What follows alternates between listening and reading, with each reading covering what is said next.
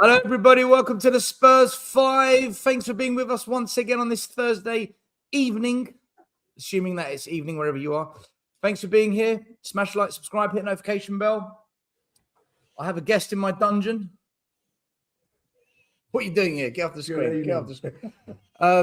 Lubo's in Cyprus, so he's on the screen with me today. We've got two guests we're about to introduce. Shawnee's here as always. Johnny's abroad on his vacation. What a surprise. Johnny's on vacation. Please, if you need any sporting apparel or any merch of any kind that is related to the club you support, down below, OK Jersey, our sponsor. The code is 5, F-I-V-E. Get your 8% discount at the checkout. Show your love. Get your gear in. Sean, how you doing, bro? You all right? Yeah, good to be back. Obviously, no show on Monday.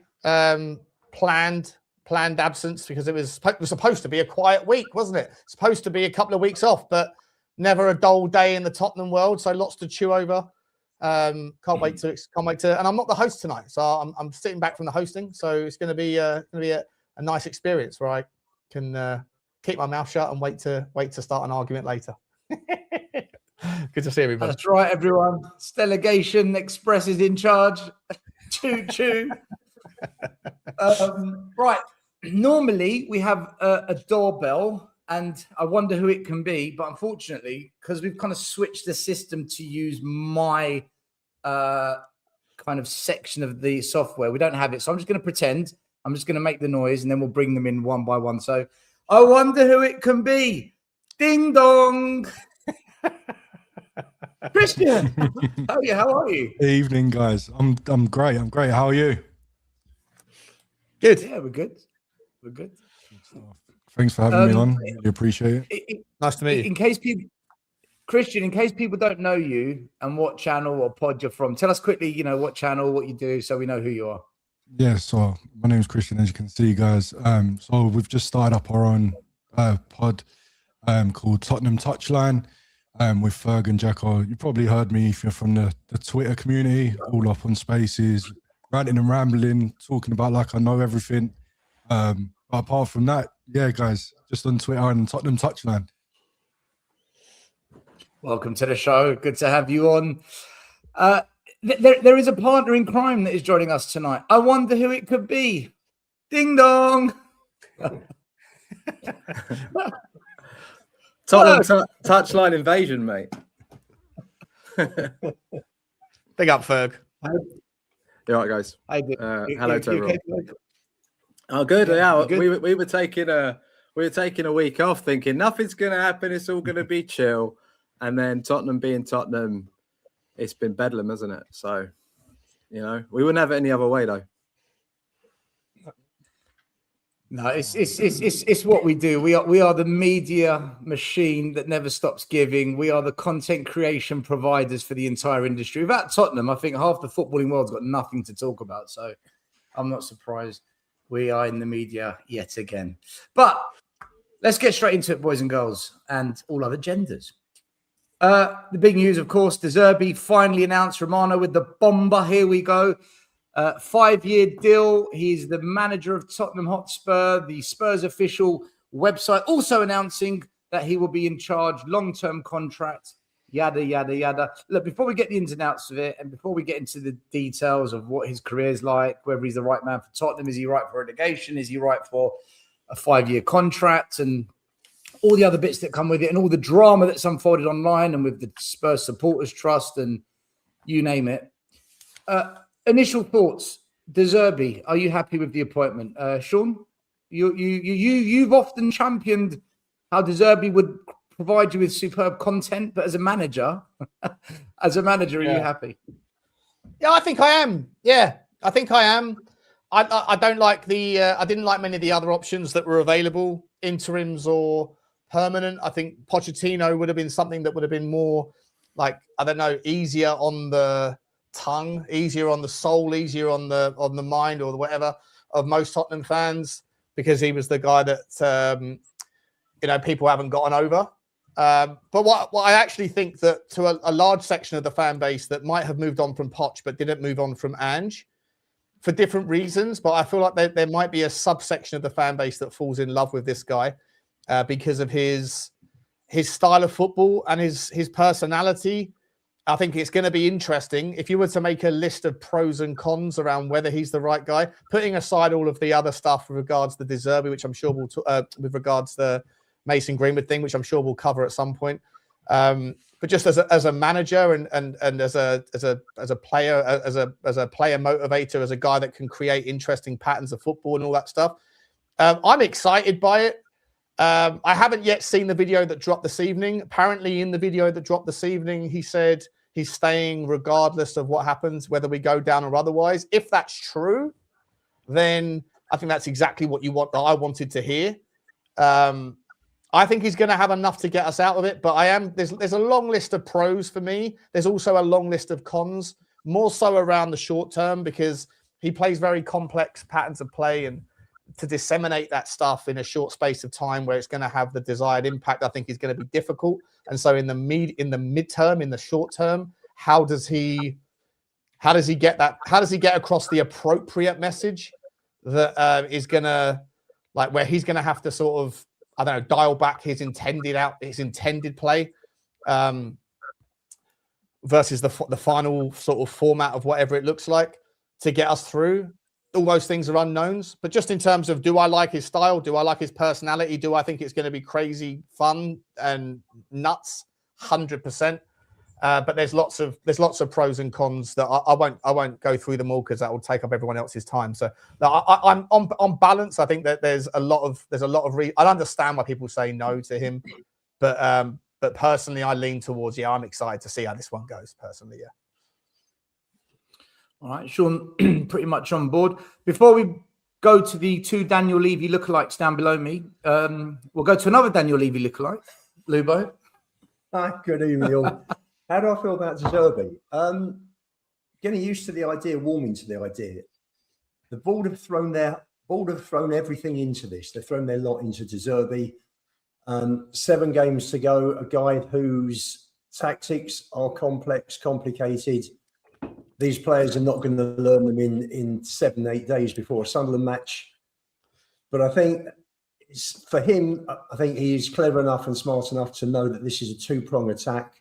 The first one will be just to give them enough information to get them through to the end of the season and to make sure we get enough points. And after that, and it's actually handy because he'll have 7 games. He'll assess the squad.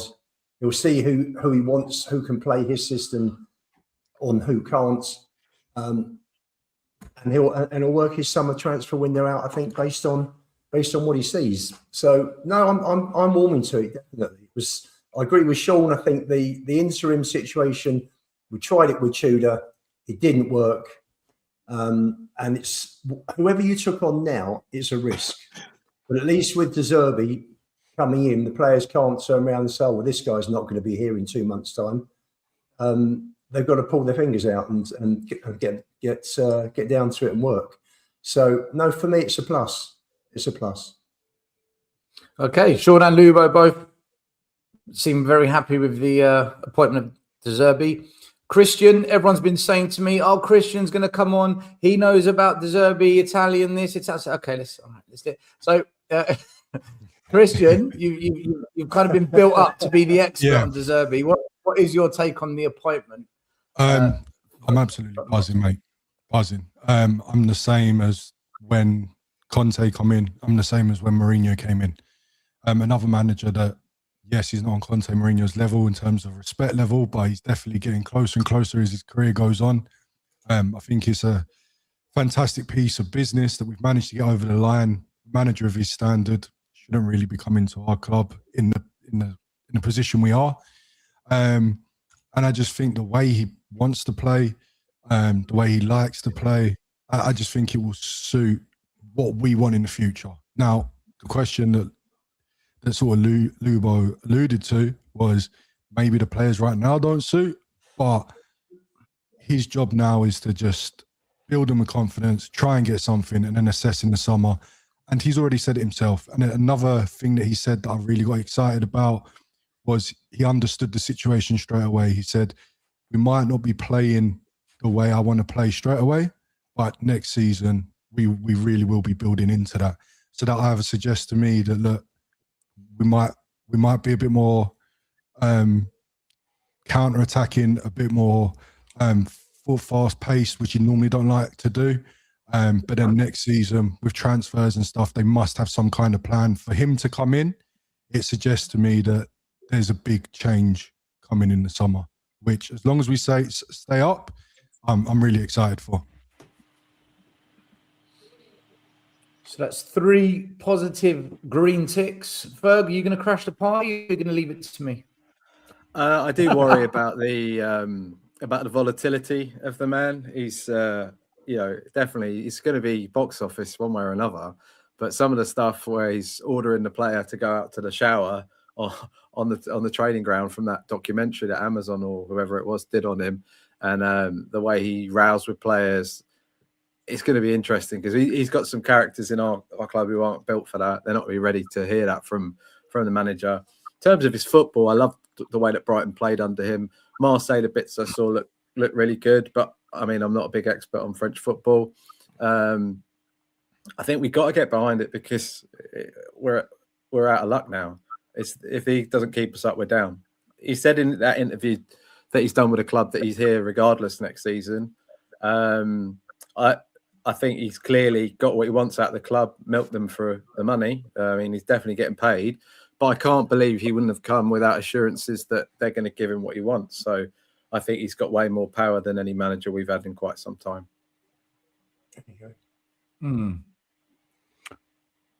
My take is I think we've lost the plot. I think we're absolutely desperate measures, panic. We've got to do something. Let's just throw everything we've got at it. I think Zerbi has pulled our pants down royally.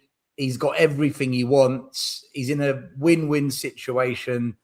And the club have just basically gone all in on a guy that's never won anything. And that's my big thing. I've always talked about I want a winner.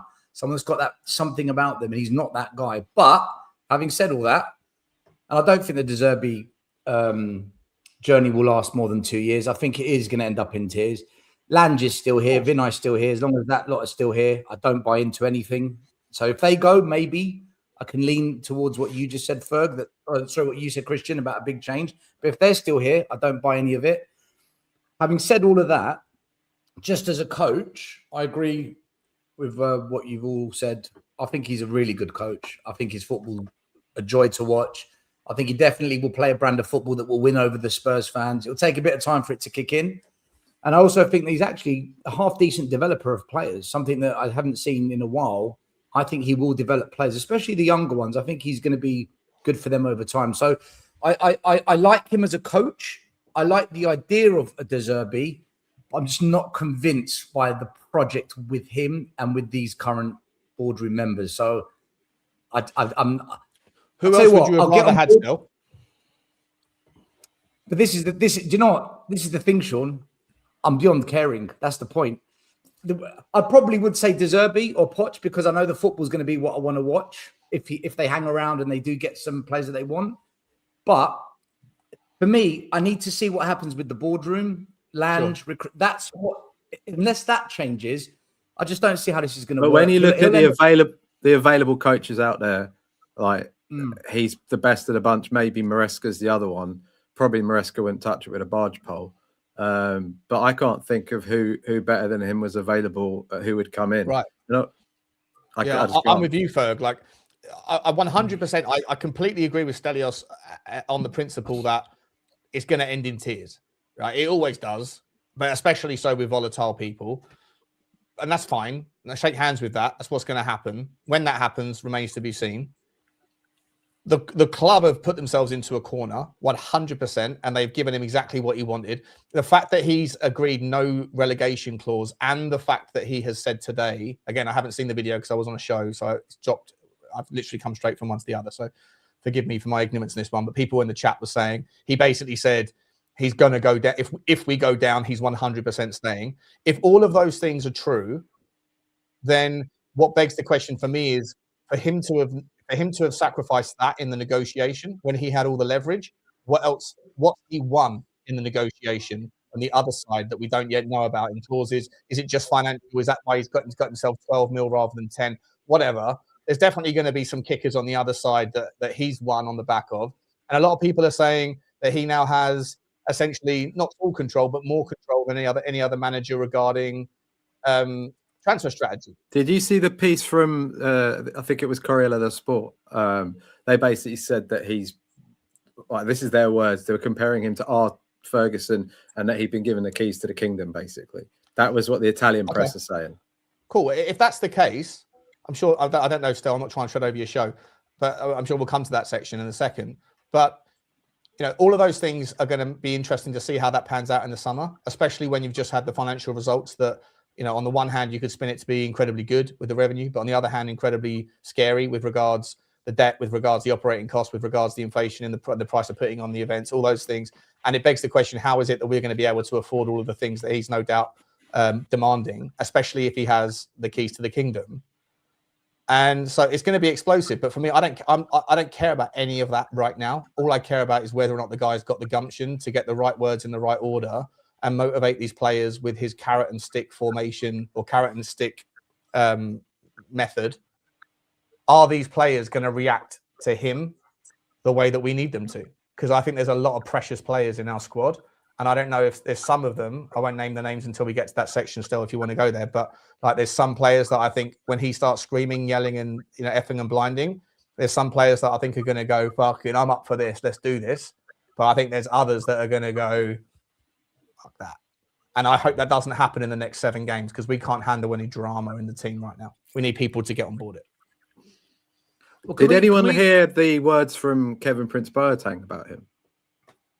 Because he did an interview and he couldn't be more effusive with his praise for him. How every player who plays with him comes out of it a far better player.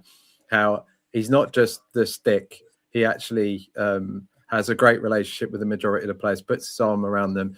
But he did make it sound a bit like Conte, that literally they have squares lined up on the pitch and he's like, you're going to do this and there are 8 options and you need to do one of these 8 options. This is the speed you need to play the pass. Like he's so detail orientated. It's crazy, according to Kevin Prince Boateng.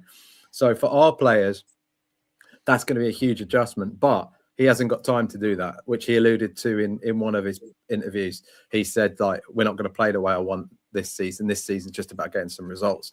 Next year, that's what he'll try. Yeah, but is he gonna? I'm not the playing thing. I'm fine to wait on, but my concern is his personality gonna be patient as much as his tactics might have to be? Is his personality going to be patient with certain people in the squad? But Sean, here I'll go and give you sort of a kind of caveat to that, right? So this is where I sort of agreed with what Stelios was saying in terms like V9 and stuff. We need someone in there that can just take over and design because they can't be trusted. Now, also where we are now, this team have not shown enough heart and desire. They need to be walked through games and told exactly what to do. They don't know how to go do it themselves. Mm-hmm. Now, for me, I'm beyond majority of this squad. Whether they're Tottenham players, why they're playing for Tottenham, I'll support them. But come the summer window, 90% of them can go. I'm really not fussed. And listen, if we are going to go down, I'd rather go down where he's clear on what players are fighting for the badge and which ones are not. It's time to separate and find out who's causing these problems and who ain't ready for the war. So if it takes someone like him to be volatile, I'm all for it because something has got to change. It has to. Sure. No, I'm with you 100%. Completely agree. The other massive benefit is he's getting like a preseason. He's going to get to know these players. He's going to get 7 games when it's real. It's not just like friendlies. It's not just a few training sessions. He's got 7 real games to get to know them. And by the end of it, he's going to know who he wants and who has to go. And it's not going to be like a shock in the summer. He's going to say at the end of those 7 games, X, Y, Z, get him out of the club.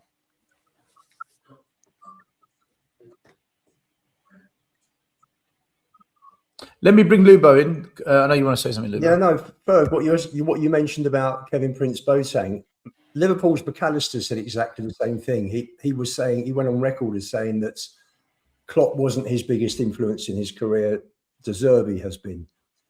De Zerbi is a man manager. De Zerbi will know that he's got to walk in. He said very clearly, he knows exactly what the situation is.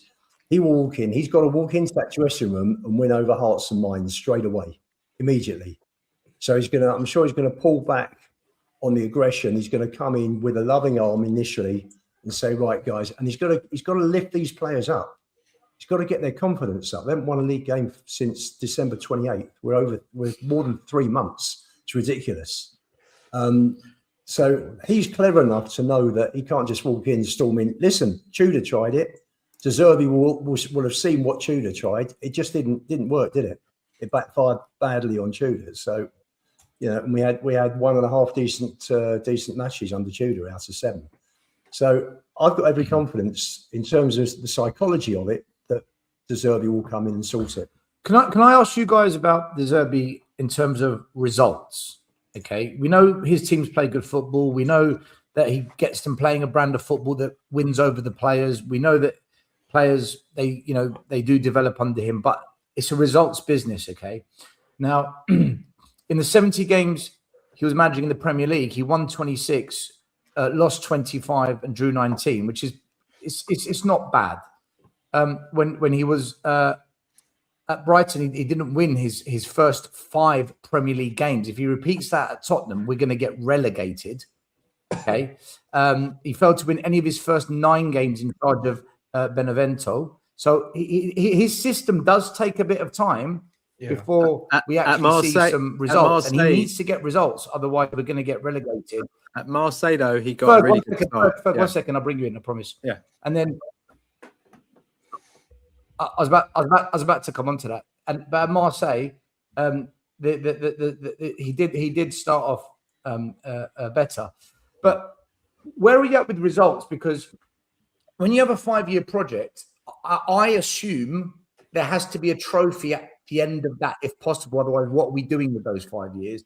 He's not proven to be that kind of a manager, and results-wise, he's never shown any longevity of results. Hence, why he's never been anywhere longer than 18 months to 2 years. So just on the results bit, where are you at with that, and what importance do you put on that for the next manager? Sean, let's come to you first. Just on the results aspect, are you not a little bit concerned about the Zerbi, or do you not see it as anything that we should really be worried about?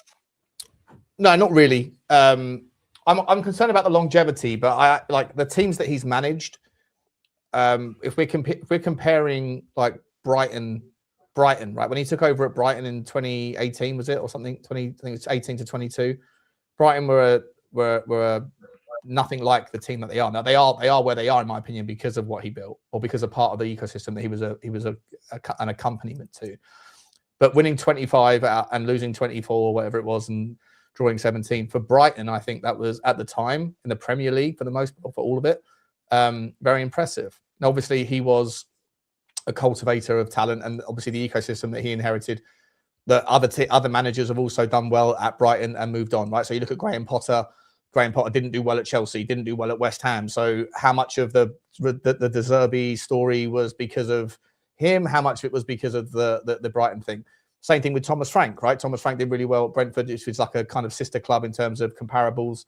And since he's left, the other guys, Andrews has taken them to another level so far. So there's a lot of unknowns, but he hasn't managed any top team. So this will be by far his stiffest test in terms of the fishbowl, the size of the fishbowl. At teams where he's managed before, for the most part, in my opinion, you can win 3 games and people will give you a pat on the back and start to notice. You can lose 3 games and people won't really pay that much attention.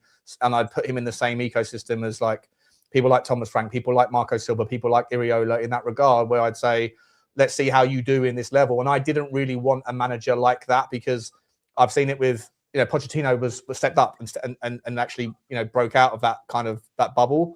But most managers don't. So it's fascinating. It will be fascinating. But I also think he did really well in Shakhtar. Obviously, he left there because of the war. In Marseille were a potential title race before the wheels sort of fell off over there. So I look at I'm not looking at the results. I'm not looking necessarily at not all of the stories ended badly, right? He didn't leave Brighton because it kind of got a little bit fiery towards the end, but for the most part, Brighton fans remember him well. For the most part, Marseille fans will remember him very fondly. And I think if Tottenham fans, if the way that fans respect him and remember him in other clubs, certainly at Shakhtar as well, and Sassuolo as well, right? So I think if the way that his previous club's fans remember him is the same at Tottenham, then I think it will be because he's done well. So on that regard, I think a lot of the problems I think at Tottenham are because of impatience of the fans. So if he can win the fan base over, if he can create something that manifests then into a kind of an energy that moves in the right direction, then he might be able to create something similar to Pochettino. With regards to the 5-year thing, I think it's absolutely madness that Tottenham gave him a 5-year contract because, like you say, first of all, how many managers ever last 5 years anymore? Doesn't happen unless you're unbelievably successful, which is a rarity. Secondly, you look at the sort of personality that he is, and again, I don't give Tottenham the credit for creating a watertight contract that isn't without loopholes that can be jumped through by smart, clever agents and all those sorts of things. Pochettino was still getting paid off his contract by 2024 at Tottenham, so we've got history in making stupid contracts. You look at Matt Doherty. We didn't even know that his contract, we couldn't loan him out. You look at Alejo Veliz. We couldn't even sell him in the summer because we didn't realize that there was a clause in his contract regarding how many minutes he was playing at Rosario Central, but that scuppered our ability to sell him at the price point he wanted to the team that's in the City Football Group ecosystem. So I don't have any confidence in Tottenham Hotspur's ability to create an ironclad contract. That's a problem for me. But in the short term, I'm not worried about any of this stuff, mate. I'm not even that worried about the summer transfer window right now. I'm not worried about any of those things. I'm worried about the next 7 games, and that's where my head's at. I'll deal with we can talk about it, but for me personally, we can talk about the ability to keep him happy. We can talk about what he needs to get that win ratio much higher and what he needs, because he needs a far better squad than what he's got. One thing I said before he was coming in, I said, there's no manager that I want that is going to be a good fit for the squad that we have. Every manager that I would want is not a good fit for the squad that we have, right? And I think it's the same with the Zerbi. I look at that. Oh, has he gone? Are you guys still with me, or am I talking to myself? No, we're here. We're here. I look at this. I look at the midfield that we've got, and I'm thinking, how the fuck are we going to play possession-based football that has one-touch patterns and triangles and progressive, complex, position, like, or sort of relational, whatever you want to call it, relational chemistry with the sorts of players like Pape Matar and those sorts of guys. I don't see it happening. But if he can figure out a way to get through the next 7 games, then it's all over to, as I think Christian was saying and Stel was saying, I think it's all over to the club to give him what he wants and let him craft a squad that he can work with. But that's a conversation for me for the summer. Let's just get through 7 games first. Christian, Ferg, results, are they important to you? And if so, is De Zerbi the man to get results? Because at the end of the day, this is a results business, in my opinion. You might disagree. What's your take on it? Do you want to go, Ferg? Yeah, mate. Well, look, Olympique Marseille are a ginormous club. All right, they won the European Cup. Then they had the financial issues under Tapé, and he ended up in prison, and the club got relegated, and had loads of problems. But let's not forget, they are traditionally the biggest club in France, bigger than PSG. PSG just got the money. So he managed them. He's their most successful manager, win percentage wise, out of the last 34. He had a 57% win rate there. So that's pretty impressive for a club that have been up and down a lot over the last 20, 30 years. He did win the Ukrainian Super Cup with Shakhtar. So he's already won up on Thomas Frank, who won nothing ever. I would say the Ukrainian league's better than the Danish league too. And he had them very close to catching very dominant champions over there. But unfortunately, like, the war started and then he ended up leaving. So he was the first manager to take Brighton into Europe, which is a massive achievement as well. So I'm choosing to take the positives. I mean, Brighton finishing 6th under him was pretty incredible. Herzl has come into a lot of fanfare, but he's not matched that. Brighton, they do a tremendous business, but they are a club that loses their best players. He had to deal with some of that. They're slightly up and down with their results, not as bad as us at the moment, but they're most of the managers there have a win ratio similar to him. So I think there's a lot there's to be positive about. The problem is he's maybe not the man you want in a firefight with 7 games to go. But then we just had a guy who's renowned for being people call him the Winston Wolf of football, when he came in and we lost every game bar the one against Liverpool. So it's not like he's given us an uplift. I'm just hoping he can come in, put his arm around enough of the players, get them playing some sort of a coherent way, and we can pick up 2 or 3 wins and a draw and stay up. I hope his win record is marginally is a lot better than it what difference-wise with Tudor at Marseille, because Tudor was second, wasn't he? Tudor was on 56% wins, and he was on 57. But Tudor didn't leave there because of bad results. Tudor fell out with him over transfers. Well, which brings me on to my next point, because for me, it's just about 7 games. I think he'll adapt the way he plays just to get us through those 7 games, because he needs a full pre-season to drill the team to play the way he wants to play.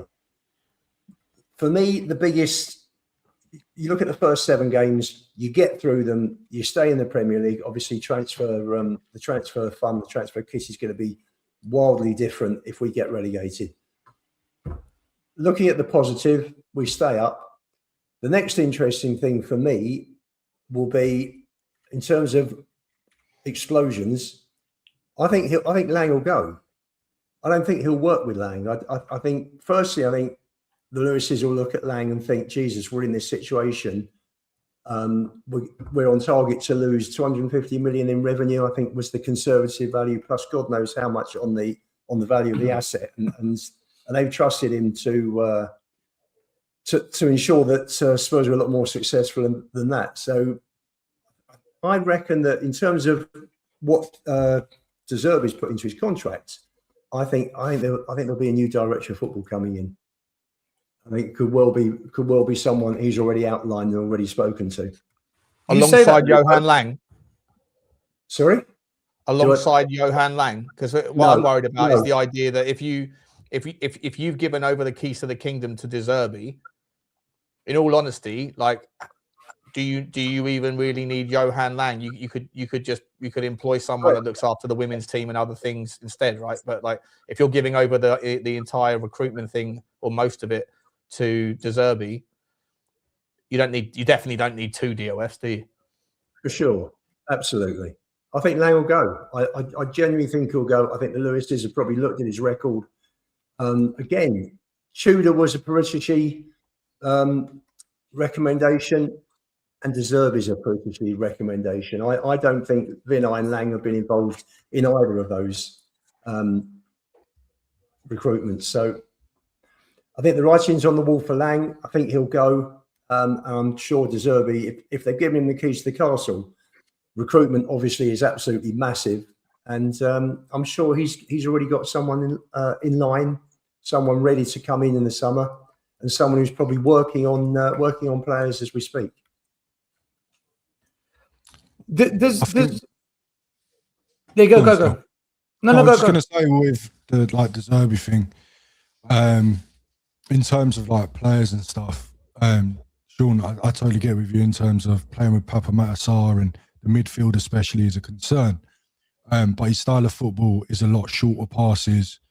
It's not trying to spray the ball around, not holding on the ball and trying to play too difficult. So it could work out for him.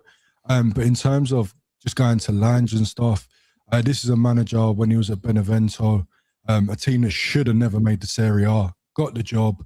Yes, he didn't win a lot, but their fans absolutely love him still. He was not only just praised for his style of football, also the players that came in and the transfer business that happened under him. Now, the thing that I praise him for is you've got someone like Conte, who, when he goes to different clubs, he still brings a Lukaku with him. He's got his boys, his golden boys that he'll bring. Whereas this man, I can't name one player off the top of my head that's gone from club to club with him just because he trusts him, but yet he's able to find someone who can fit his philosophy and play the similar way. So for me, it's already a positive in terms of recruitment and stuff. If Lange does take a back seat, which we all hope, and I think you're right, there's no point of having 2. There's not. Now, if he decides to bring someone in that can help him get the players he wants, or if he takes the keys himself, I think it's just a positive in general. This is a guy that knows what he's looking for. He's able to look at different players. It's not just straight, let me go the player that I had at my previous club. So again, it's just from a recruitment point of view, I just can't see it as anything but positive. Is there a just quickly, guys? Is there a concern though, right? Because you don't offer these days. A DOF is an ever present at every single football club, right? Oh, hang on. Sorry, Stella. Just quick. I don't know if you might be on a delay, mate. I don't know if you can. I just finish my point quickly? The DOF is an important person in every single football club. Sometimes you get 2 DOFs. It doesn't work out at Tottenham. For me, handing over the keys to the kingdom to a manager. I know most people just want to back the manager, let the manager have what he wants. But sometimes there's a problem with that, right? Because you're signing players on 5-year, 6-year contracts for managers that are only around for 18 months, 2 years. And with Zerbi specifically, we might have given him a 5-year contract, but 2 years is, basically what we should probably be expecting. So if you hand over the keys, I guess my point is there some danger? I think if Ferg sounds good, I'll ask you, Christian, because the other boys have dropped off. It's just me and you now, mate. Is there a concern? let's just go. Oh, what the fuck is going on with the show? Someone's changing everything around. Is there a concern that having a manager that might not be here for any more than a couple of years, signing players that he wants for 5 years, is that a concern, or is it mitigated as long as you stick to a managerial philosophy where the next manager can work with those players? Mate. I think it's totally mitigated. Now, the reason that I mitigate that is because every single one of his appointments has been at a higher level club, right? He has gone on from Foggia, where he started. He moved up a league from the 4th division to the 3rd division, then got a promotion to Palermo, which was in the 1st division. His first top-rate club that was struggling, a team that he was a player for a short spell. That didn't end up well. That's the only appointment I'd say that did not go well. But yet, Benevento got promoted. They gave him the job, and he worked wonders there. Again, a team that shouldn't be there. From Benevento, he's then got another promotion. He's gone to Brighton. He's gone to Shakhtar. It's constant improvement of clubs that he's been at. So that definitely, for me, just mitigates him moving every 2 years. I hear that. I don't know if you guys heard the question I asked Stel, Lubo, and Ferg. I said, giving the keys to the kingdom to a manager who might be here for paper for 5 years, but then probably won't be here for the entirety of that. But letting him sign whoever he wants. But in order to sign those players, you're going to sign them on 5 years. Is there a problem essentially by not? The role of a DOF is to mitigate some of the demands of a manager, right? As much as you want the manager to be backed, ultimately you need someone to have one eye on the future, not just on what the manager wants, because if the manager doesn't work, then you're fucked with square pegs and round holes, right? Yeah, definitely. This is something that we've all complained about. You look at the number of managers we've had over the last few years and how their playing styles have varied, and how different players have come in that are totally unsuitable when that manager goes. So if you're bringing in a good quality of player and the squad's just strengthening window by window, then that's a sort of it's like a buffer zone. It's like a safety blanket if the manager does have a flare up, like he did with Tony Bloom, and I think Bloom moved him on soon after he was having a go at Brighton. And that's what we need. We've been short of a proper squad for many, many years, and that helps take the edge off when a manager goes, another manager comes in. But they've got to look at this and say to themselves, right, we like the way Zerbi plays football. If this doesn't work, then we've got to find another manager who plays in a similar way. Because otherwise, again, you bring in a more pragmatic manager, all the players that Zerbi's brought in, most of them surplus to requirements. So, and you just look at the amount. Do you trust, Luba, do you trust Tottenham Hotspur to not pivot? If this one doesn't work out, to not pivot back to a pragmatic man next. We thought that Ange was supposed to be, we've got our Tottenham back.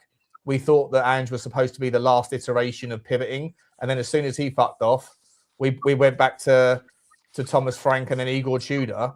So now we're going back towards a different style, but essentially Ange ball in a different guise in terms of possession based. If this one doesn't work out, but we're giving this guy the keys to the kingdom, then the next guy after Zerbi has to be another possession-based manager, right? It has to be.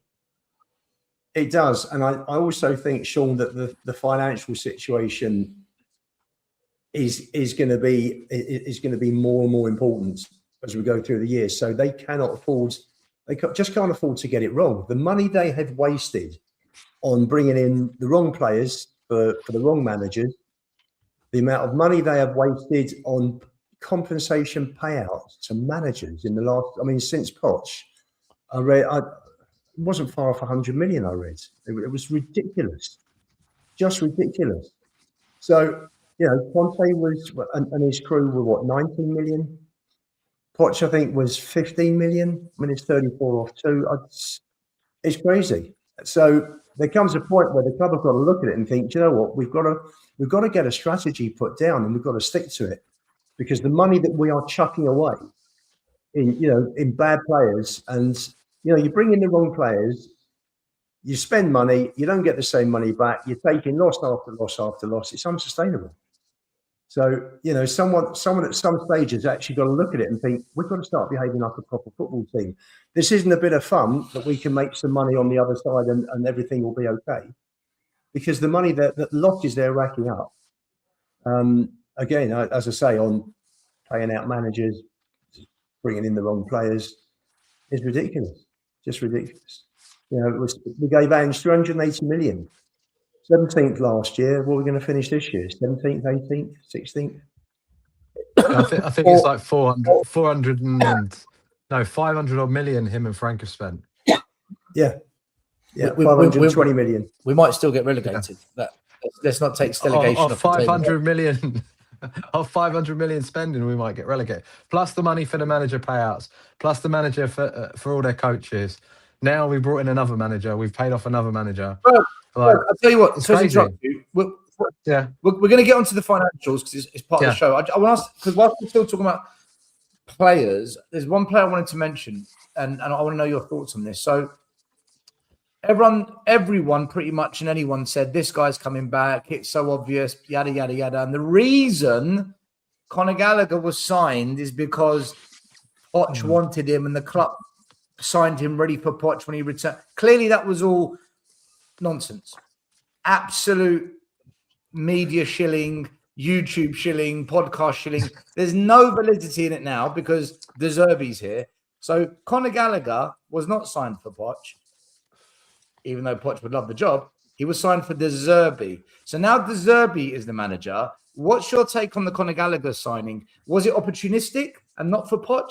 Or was it actually they saw him as a player that could be at the club for many years to come, regardless of the manager? Because he was not signed for Poch, and we know that to be fact now. So what's everyone's take on Conor Gallagher? Well, Ange seemed to have a real desire to have him. He was linked numerous times when Ange was the manager and I refused to do the deal. And now it's like, it felt like Bentancur got injured. Langer opened up his copy decks and was like, oh, all right, well, we might as well pull him in. I think they see him as a good character. Whether or not he suits De Zerbi's style of football remains to be seen. But Ferg, I don't think they see anything. I think this has just been Tottenham through the years. How many players have we got on the list? Connor's another one where it's taken us 3 to 5 windows before actually getting them. Like, there's a long list. You can go to De Maio and all these guys that it's just one of those. Like, the club can't get deals done. We're not smart. We always try and get them cheaply. So when they do get in a bit of bother, they then magically try and get him back. They've looked back on their records. They've seen Conor Gallagher's available. They're trying to unite the fan base because they think that's what we want. And they went and got it done. It's not for any manager. There was no future proofing, no nothing. There's no way they've even thought that through, because they're now coming out in the media saying De Zerbi was always our first choice. Well, that's a big finger up to Frank, because weren't you the same guys that said Frank was your guy? That's how I know these guys do not plan. So to say Conor Gallagher was for a manager, I don't buy it at all. I still want to know who the 30-man list was for that wonderful process that Vinay spoke so highly about in the summer. Because if they had 30 men and he's the best of the list must have been pretty shocking to start with, to be honest. 100%. Was If that's the output, Zerbi on the list? what was the input? Yeah, 100%. Well, obviously, He was number one, apparently. No, we're not Was on that the list. Zerbi Frank on the was list? number one. Who knows? Well, They wanted him in the summer. No, they said they wanted Sean, him what's your for take this on- summer coming. on Conor That was Gallagher? a miscue from people. Sean, what about your take on Well, yeah. Look, I was never really on board the profile of the player when we signed him. He's just a better version, or at least on paper, he's a better version of what we already have. I kind of, if you know, I'm someone who makes the pros and cons list, whatever, I'll play devil's advocate. If everyone's saying he's dog shit, I'd make the argument as to why you can make sense of it. And the only argument that made sense was he's a leader. He doesn't get injured very often. And he's clearly someone that the club have looked at for a long time. But yeah, in terms of the whole, he was like a Pochettino signing in advance. I never really sort of got on board that. Because I know what this club is capable of, and it's bozo behaviour within the realms of the talent ID. I haven't seen anything from Conor Gallagher at all in a Tottenham shirt to validate the signing whatsoever. That doesn't mean that I don't think he's a good player. I think he is a good player, but he's not in any way what we need, and he's not in any way going to be what De Zerbi wants, in my opinion, either for next season. So I wouldn't be surprised if Conor Gallagher, if we stay up, I wouldn't be surprised if Conor Gallagher remains, but I also wouldn't be surprised if Conor Gallagher was to be one of the first out the door, because I don't think he's going to want to be a part of, or if De Zerbi looks at him and says, he's just not how I want to play my midfielder to play, then I wouldn't be surprised if Conor Gallagher says, I don't want to be a part of the project with this, because he's not going to want me, because I'm just not that sort of guy. So like, it wouldn't surprise me at all to see a massive 180 on Conor Gallagher. But yeah, it was a wildly strange signing at the time. The only thing that made sense was the fact that that he's a leader, quote unquote, a leader, and he's one of those sorts of personalities. But you need more than a leader right now. The leadership is important for sure. We need men when we didn't really have much of that on demonstration. But the obvious strategic gap in our midfield options is a ball playing midfielder, and the fact that we didn't go there is. It was just another demonstration of the bozos at the top, you know. I mean, like, I'll never get over the smug face that Lang had with putting out that interview in January, telling us it was a great thing that we didn't sign anyone. Well, Frank co-signed it, and literally, how can anyone justify that we didn't need a couple bodies in, even on loan, some experienced players to come in and just strengthen us, give us a couple different looks, a couple different experience bases, just to help the team out. Instead, we've gone down this Tudor path, and the injuries haven't got much better. I'm just hoping we can get Kudus and a couple of people back for the next few games to who De Zerbi will work with better than the players that are fit currently. Can I just quickly play devil's advocate? So yeah, just on the Gallagher thing now. Listen, I don't think Gallagher's good enough. I didn't want to sign him, so let me just put that out there. But now thinking about De Zerbi, thinking about how he can improve players, the way he plays with shorter football, he got Pascal Gross playing at a high level. He got James Milner. When he came on for McAllister, there was no drop-off. He had Solly March in a Premiership player. I don't know how he was a Premier League player, Solly March.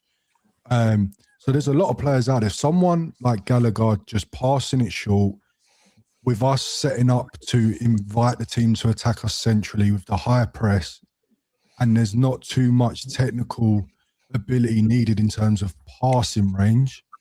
Could he do a job just through work rate? And he is a bit smart. Like with Papa Matasar, yes, he runs a lot, but his IQ is not there. He's always in the wrong position. And I will say Gallagher is a bit better than that. Also, listen, his best seasons was when he was playing at a 10 role for Palace, who back then probably were a bit more possession based. And then obviously under Poch at Chelsea, where he was the captain, again, yes, he was further forward up the pitch, but ultimately it was possession-based football, and it's a lot shorter stuff rather than quick counter-attacking. Could he potentially be a bit of a dark horse for someone De Zerbi likes? Definitely. For me, listen, Gallagher's a talented player. We've seen that at Chelsea. I think his period at Palace as a 10 was superb. And I just think, he's come into a horrendous shit show since January, hasn't he? We haven't won a league game. The football's been poor. We're not cohesive, and for me, his best 45 minutes was against Man City in the second half. And the team played, okay, City sat back, but the team played decent football. And I'm sure, if you're looking to build a squad, then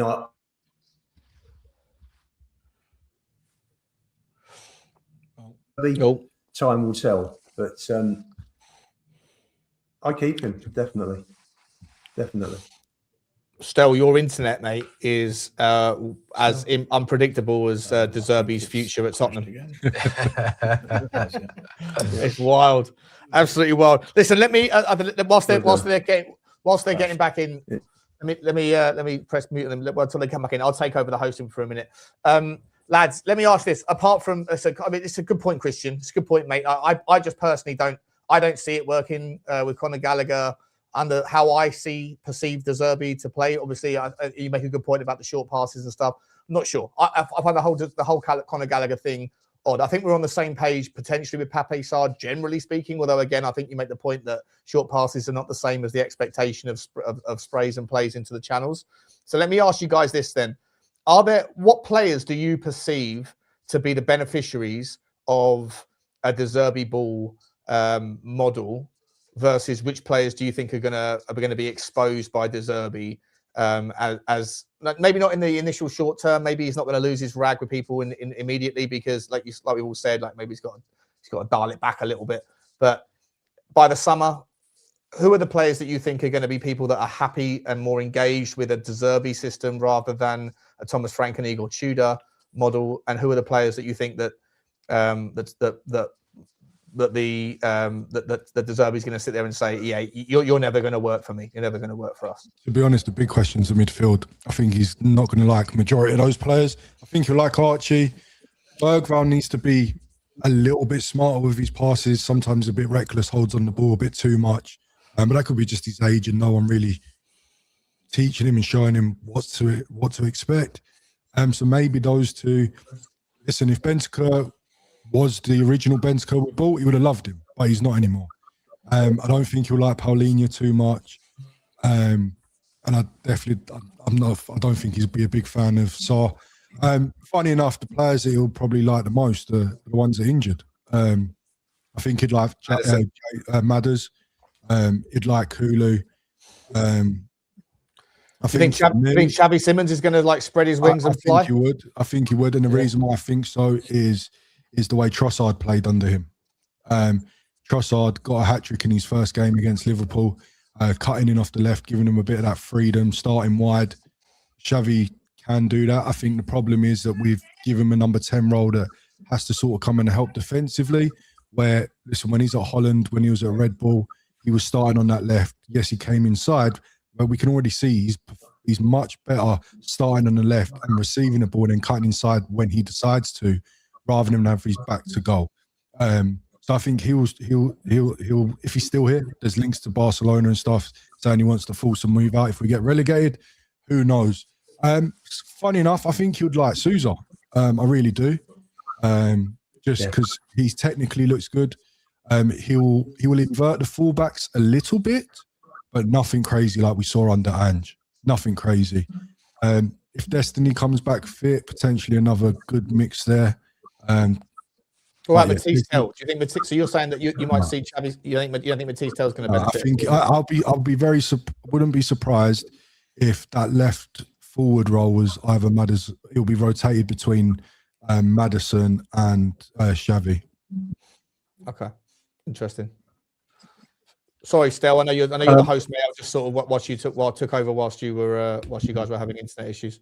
Yeah. I don't know why I've got internet issues, but very quickly, I'm just going to go for some super chats people have put in.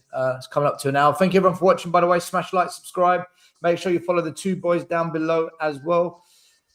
And LDN, thank you for your super chat. He says, I know we need to stay up, but isn't it ridiculous that Vinay and Lange have signed a manager for the next 5 years? It's an effing disgrace. Fire those two now. I think he's made his opinion very clear. Paul Van Beek, thank you very much. Thanks for letting me on your show earlier on, Sean. You're welcome, mate. Did a great job. Well done, Paul. A user 4872, regular on the channel, and everyone else's, says, at the moment we have to back the manager and the vision. Ulrika, Roberta Zerbi will keep us up. You got to like it. You got to like it. Thank you for the super sticker, Choo Choo. Dean Law, big up to you each and every time. Look, Stel, do you mind? Sorry, so do you mind? Because I asked the question, so I'm not trying to take over the show because you jumped up. I asked Christian the question just for the purposes of maybe a decent clip. I wouldn't mind letting Ferg answer and then ask you guys the same question, which was essentially which players are going to thrive and which players are going to struggle under a De Zerbi model. Christian's given his answers, some really interesting ideas there. I'd like to let Ferg go, and then obviously Stel and Lubo give your answers as well, if that's all right. I think he's really going to like Pedro Porro to play in that sort of semi-inverted fullback. I mean, most of the managers have trusted him the last few years. So I think his technical ability being better than the majority of our players is going to be something that he's going to build on. I think Archie Gray, I think he's going to really work with Archie and Bergvall and improve both of them because he is a coaching manager rather than one who just doesn't work with his players on the training pitch. I think he's going to be, like Thomas Frank was supposed to be that, but actually he didn't do the training at Spurs. He wasn't on the training pitch much. He just stood on the sideline and shouted at the odd bit, but he wasn't leading it. I think De Zerbi's not like that. He'll be right in the middle of it, tell them where to be, where to run, where to pass the ball. So I can't imagine he's not going to work with those two. I don't think he's going to like. I think he might like Palhinha for the running, but I can't see Palhinha being in next season under him.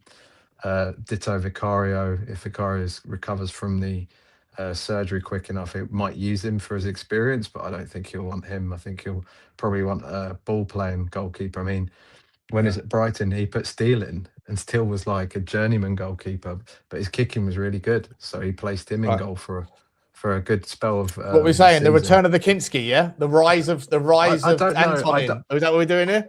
I don't know if his confidence is so shot from that game at Atletico, he'll risk it. He might try Austin. It all depends on if Vicario recovers. But I think Vicario will be gone in the summer. I don't think it will keep him. I think he'll love Romero. I think he'll like his passing ability from the back. Mickey, I'm not as sure because I don't think Mickey's passing is as good. So he might not be as enamored with him as everyone else. And he might look at him as someone we can move on for a large fee. And that fee can be reinvested in the team, which is something we've been very poor at for a long time. He won't part with what Jed and Mickey did to Thomas Frank. No chance. He's not having that, not one bit. They're not going to get away with that. So other ones, I think maybe Solanke might be his preferred striker because he likes his striker to be decent with their feet. He's not really a big fan of Richie's first touch is not the best, is it? And often his second touch is a tackle to win the ball back. So not sure he's going to be in love with him, but he might use him as a left winger in the remainder of the season just to have a physical presence. Kudus will absolutely love him. He wanted to sign him at Brighton. That was one of the reasons he got really upset was because they didn't pull it off and he really wanted him. I think he'll like Kulu. Maddison, he'll love Maddison when Maddison's fit if he can get back to where he should be. I think they were the principal beneficiaries. Susie might fancy because he does look like a tidy player. Love that. Interesting, different names. Go on, Lubo. It's interesting. Vicario, you can see him going. Kinski, I think that's a psychological thing. Will he bounce back? That was a hell of a night for a young kid to go through. interesting on that one. Romero, I think, probably saw that Kinski's head had gone. Motions to Tudor to get him off. Kinski, I think he'll go and get maybe 2 new keepers. In terms of Porro, you mentioned Porro. Guy's not great at defending. So is he gonna keep somebody who's not a defender? Now, I don't see Zerbi playing 3 at the back with wing backs. For me, the system he played was more. It was more of a Christmas tree, 4-3 with 2 10s and a centre forward up top who can hold the ball, is very technical. So I don't see Porro staying. Doggy, unfortunately, when he came first part of his Spurs career, I thought it was superb. He's just injury prone, isn't he? And again, he's going to be looking at how available all the players are. Romero definitely 100%. Van der Ven, I don't see it. I think Mickey's great in the name system where he's got to hit recovery runs several times a match. But you saw what Saka did to Mickey when Arsenal came down to Lane a few weeks ago on a one-on-one when Spence was pulled further up and that left Saka with a one-on-one situation. Midfield, Gray definitely, Bergvall definitely, Basuma will go. I think Saul will go. I think Benson Cole will probably go. Who am I missing? I'm missing one answer. Gallagher, I think he will keep. Up front, Solanke, I think he'll keep. Tell Odegaard, he will keep because Odegaard's out till the end of the year. I think he'll get rid of quite a few and bring in quite a few. And then he's obviously going to look at the reports for the kids that are out on loan. And you're looking at Vuskovic, Mikey Moore coming back definitely. For me, it's going to be interesting. It's going to be a really interesting summer. Probably the most interesting one we've had for many years. Yeah, 100%. Just around it off. What's your take on the winners and losers, mate? I've got no idea, but literally no idea, because this goes one of 2 ways. Romero either locks horns with De Zerbi and it just snaps, or Romero respects the fact that De Zerbi stands up to him, and there's a respect there, that kind of Italian, Latino, Mediterranean fire. Yeah, we're cut from the same cloth respect. And he gets a real tune out of Romero. The same applies with Spence and all those kind of fiery or players that show a bit of discontent. They're either going to really like him as that father figure. Yeah, you get me because you're like me. Or who do you think you are? This is my shot. This is my show, not yours. So time will tell on that. In terms of ability, I think Xavi Simons is going to love this. I think Xavi Simons is absolutely going to thrive. Sorry, I've just got to put someone in a block here because there's 300 messages saying Saver out. I don't know why. These fake accounts do pop up. Yeah, I think Xavi Simons will thrive. I think the likes of I think Romero is going to enjoy it. I actually think Romero will do well, and I think Spence will struggle. I don't think Spence is going to have that respect, but I think Romero I think Romero actually will. I think also pretty much most of the attacking lineup will end up being binned because technically they're just inept, especially with Richarlison. He's technically poor. He won't last. It's a shame that still with the Richarlison Dom Solanke debate. I think if we're fair, if we're looking at what De Zerbi would look at in terms of we're going to try and play, I don't know, just whatever you want to call it, right? Tiki-taka, whatever you want to call it. Then you need like Dom Solanke fits the profile better than Richarlison does in terms of like technique and talent.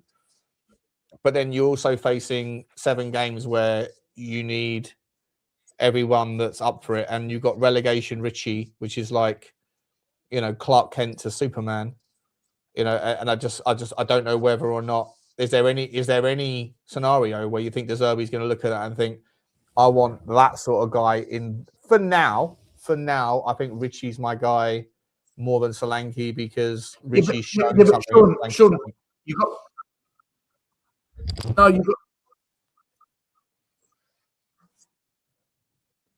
Yeah, but there's going to be no change to the squad now. There's no changes now. Now he's got what he's got. There's no transfer window. He's got to deal with the cards he's basically the hand he's accepted. As soon as you sign the contract, you're accepting the hand you've been dealt. I was answering your question on the basis that he's here in the summer. He's going to start building a team. Yeah. In terms of now, he's got no choice. He's got no choice now. It is what it is. It's a risk, isn't it? Because for me, I'm not convinced he gets. See, if he comes in and tries and plays the Zerbi ball from day one, he's going to have to hope that he clings on to some of that Ange Postecoglou possession DNA that's still in them, and he draws it out of them very quickly. Or they're so far gone down the road with what's happened that if he tries and bring in the Zerbi ball, it's going to go to absolute shit very quickly, and it's going to be a championship team that he's going to have to rebuild. So that's the high risk with bringing in De Zerbi, who's the long-term manager, in a relegation battle. I don't. When we signed Frank, guys, I wasn't 100% on board with it. I never really was sold by it. When we brought in Tudor, I was against it from day. After the Arsenal game, I said get rid of him. With De Zerbi, I'm on the fence. I literally don't know. I don't know which way it goes. You've got to back one of them still. You've got to back one of them, bro. It's very easy to not back anything, bro. You've got to back someone. You've got to back something. I always do. Listen, I came out. I said, he's trying to claw me in. I said, stick with Ange, and I got flack for that. I backed it, and I got flack. Frank, I wasn't on board with it. I got flack for that. Tudor, I think most people kind of got on board with that because they were also feeling he's not the guy after about 3 games. But with De Zerbi, a long-term project where you're going to properly. I'm going to fill in. I'm going to fill it in for you, man. I'm going to fill in the blanks, okay? Stell doesn't want to back anything because he knows that failure is more likely than success. Therefore, I backed hand. Want to go up. I backed hand. I said keep hand after the success. Yeah, but right now, if Stell is saying I'm on the fence with De Zerbi, that's as good as an endorsement as you're ever going to get from Stell. No, and I was fully committed to Project Ange, and the season that unfolded. Everyone deserves what they got for not wanting to keep him. This is what happens with De Zerbi. Look at the season with De Zerbi. Listen, this is my honest take on the guy. There's no evidence to suggest this guy is a long-term manager, and there's no evidence to suggest he's a winner. There's nothing to defend that. If people get upset by it, I don't care. That's the fact. But as a coach who develops a good team that plays football the right way, that excites fans, he's proven he can do it.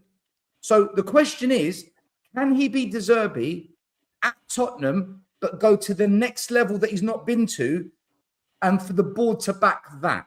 That's the big unknown. That's the big, let's see what happens. But we've been here so many times before that for me, I think you're on board. I think you're on board. I think you're on board. Sean, I think you're. No, I'm not on board. No, I'm not on board. I can't.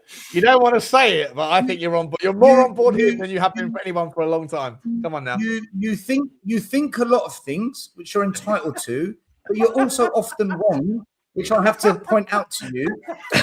De Zerbi, if he's backed properly, we've got a chance of doing something. We do. But I could have said the same if Conte was back properly, if Potts was back properly. If you were to say to me,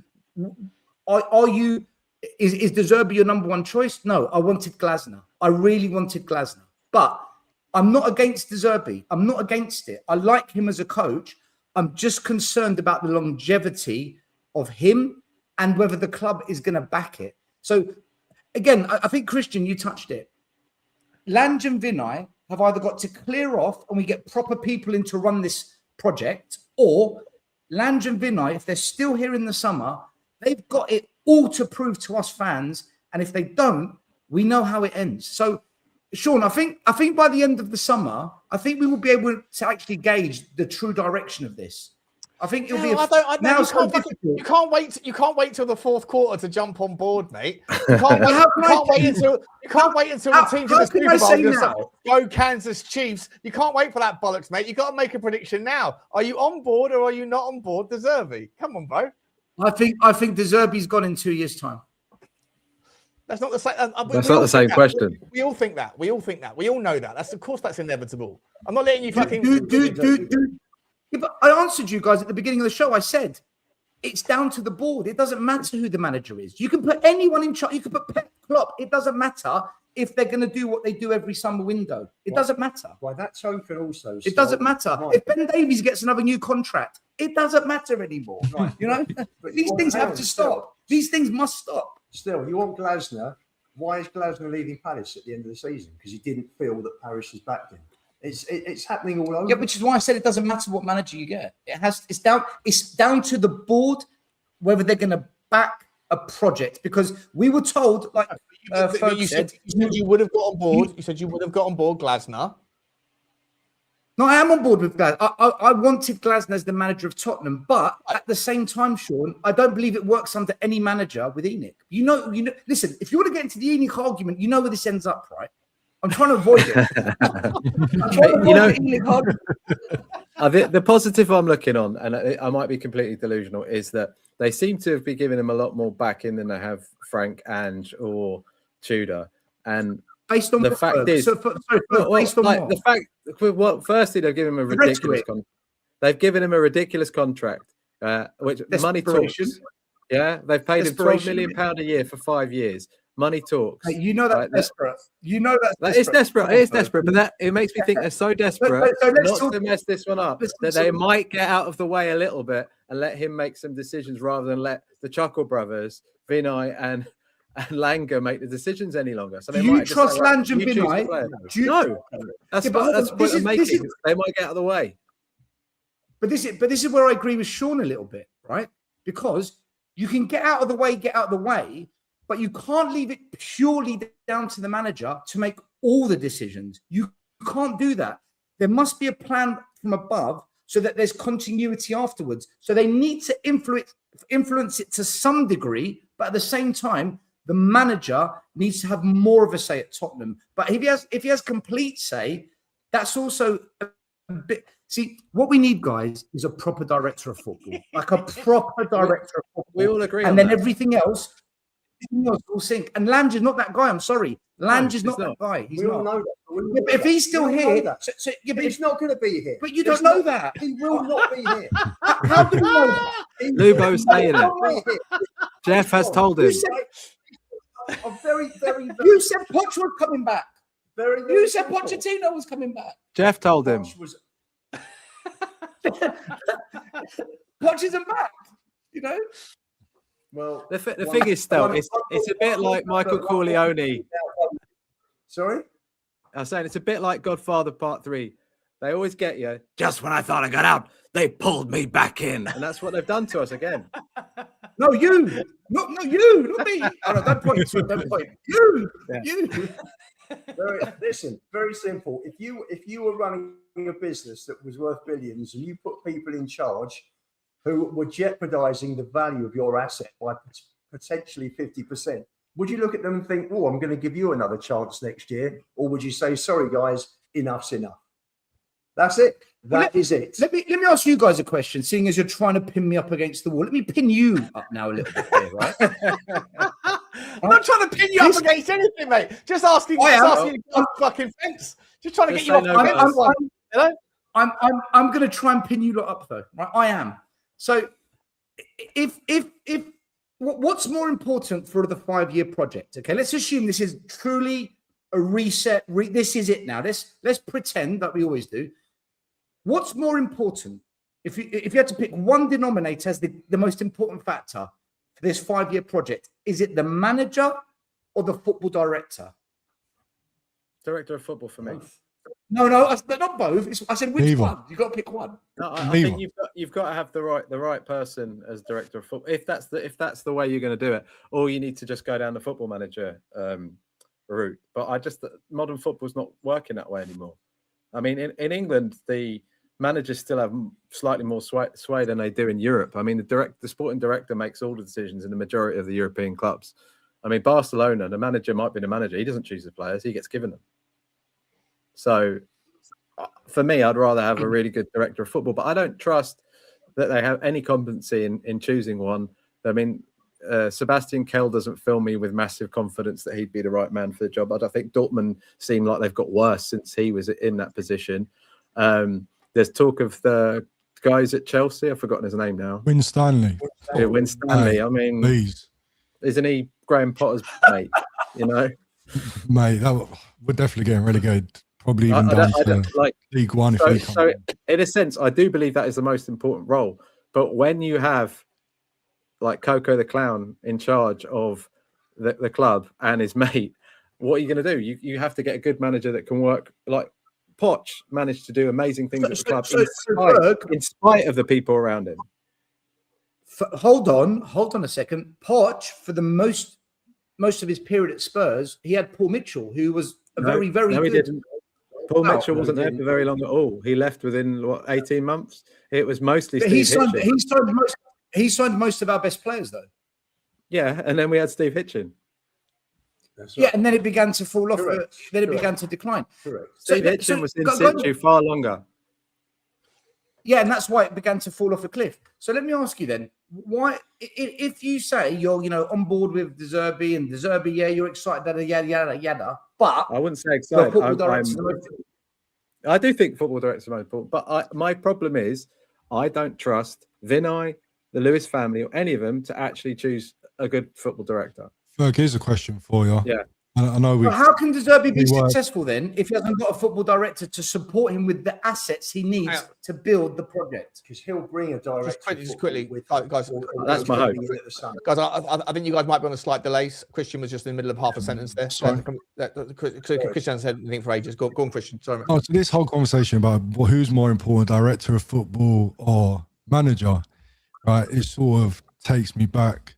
And listen, this might be me just showing my age and being a bit nostalgic, but which teams can we really look at and said that the director of football was in charge, that's why they succeeded, and not because of the manager? Sevilla. Monchi was interesting. Monchi was everything there. Arsenal right now. If you talk about, hang on, but if you're talking about Nottingham relative levels, if you're talking about relative levels of success, if you're talking depending on the size of the club, if you take away the top of course, relative success. So like you have to be relative, of course. Relative success, 100%. Yeah. And you've got then surely you've got to say the Brighton and Brentford model have been successful. 100%. Brighton and Brentford, I think, are the obvious answer there. But I'm not sure that's down to the DOF. Does Brighton have director of football, or is the owner with the way he set up that club? Done? Because Paul Winstanley's gone to Chelsea, they've taken over that same team and it's nothing. Brentford's the same. It's all about the algorithmic system they've got that works. That's the way they deal with data is miles ahead. And actually, everyone who's left that Brentford system has not been successful when they've left because the system is as much of anything as the actual people in play. They're more like cogs in the wheel than they are the actual full mechanism. Well, there's certainly certain directors of football though that are like ahead of this, like Louis Campos. Take Louis Campos, right, in a heartbeat. Monchi was miles ahead of everyone for years. Was miles ahead. There's certain people that sort of rise above the ecosystem that they're in. Like Ralph Rangnick for me is a guy that has always created success in that. Apart from at United, but at United he wasn't given. He was a manager. He wasn't given the keys to the kingdom. But he said he called it for what it was. And it's 3 or 4 years later that they're finally getting around to fixing the problem. But the interesting there, though, Sean, is the names we're talking. Now, I'm one that goes against Prem proven when it comes to players, right? I don't agree with that. However, we've named Sevilla, we've named the Red Bull clubs, right? When we look at the Premier League, the managers that have had relative success are normally managers that have not control, but a big say in who they want. Yeah. Edwards did really well at Liverpool. He found them a number of great players. He had Klopp. He had Klopp there. So that's what I mean. They've always got someone behind them to a degree who's shaping what they do. All right, but are we talking about a DOF as being the person who identifies the talent? Because I think they got to work hand in hand. I'm not always sure the DOF is entirely responsible for that. The chief scout is really responsible. No. And that's the point. Was it Paratici or was it Gabanini that was identifying decent players at Tottenham? We don't know, right? But the guys, the director of football should be outlining the plan and the strategy for the project. Okay, he builds the network of scouts. He builds the direction of the academy, appoints the academy director. He then appoints the first team manager. He then oversees the people that identify and recruit in the players. So the project is completely overseen by the football director. All the moving components, he's the one that puts the people in place to run those components and bring it together. And the club should be backing the football director and listening to him or her.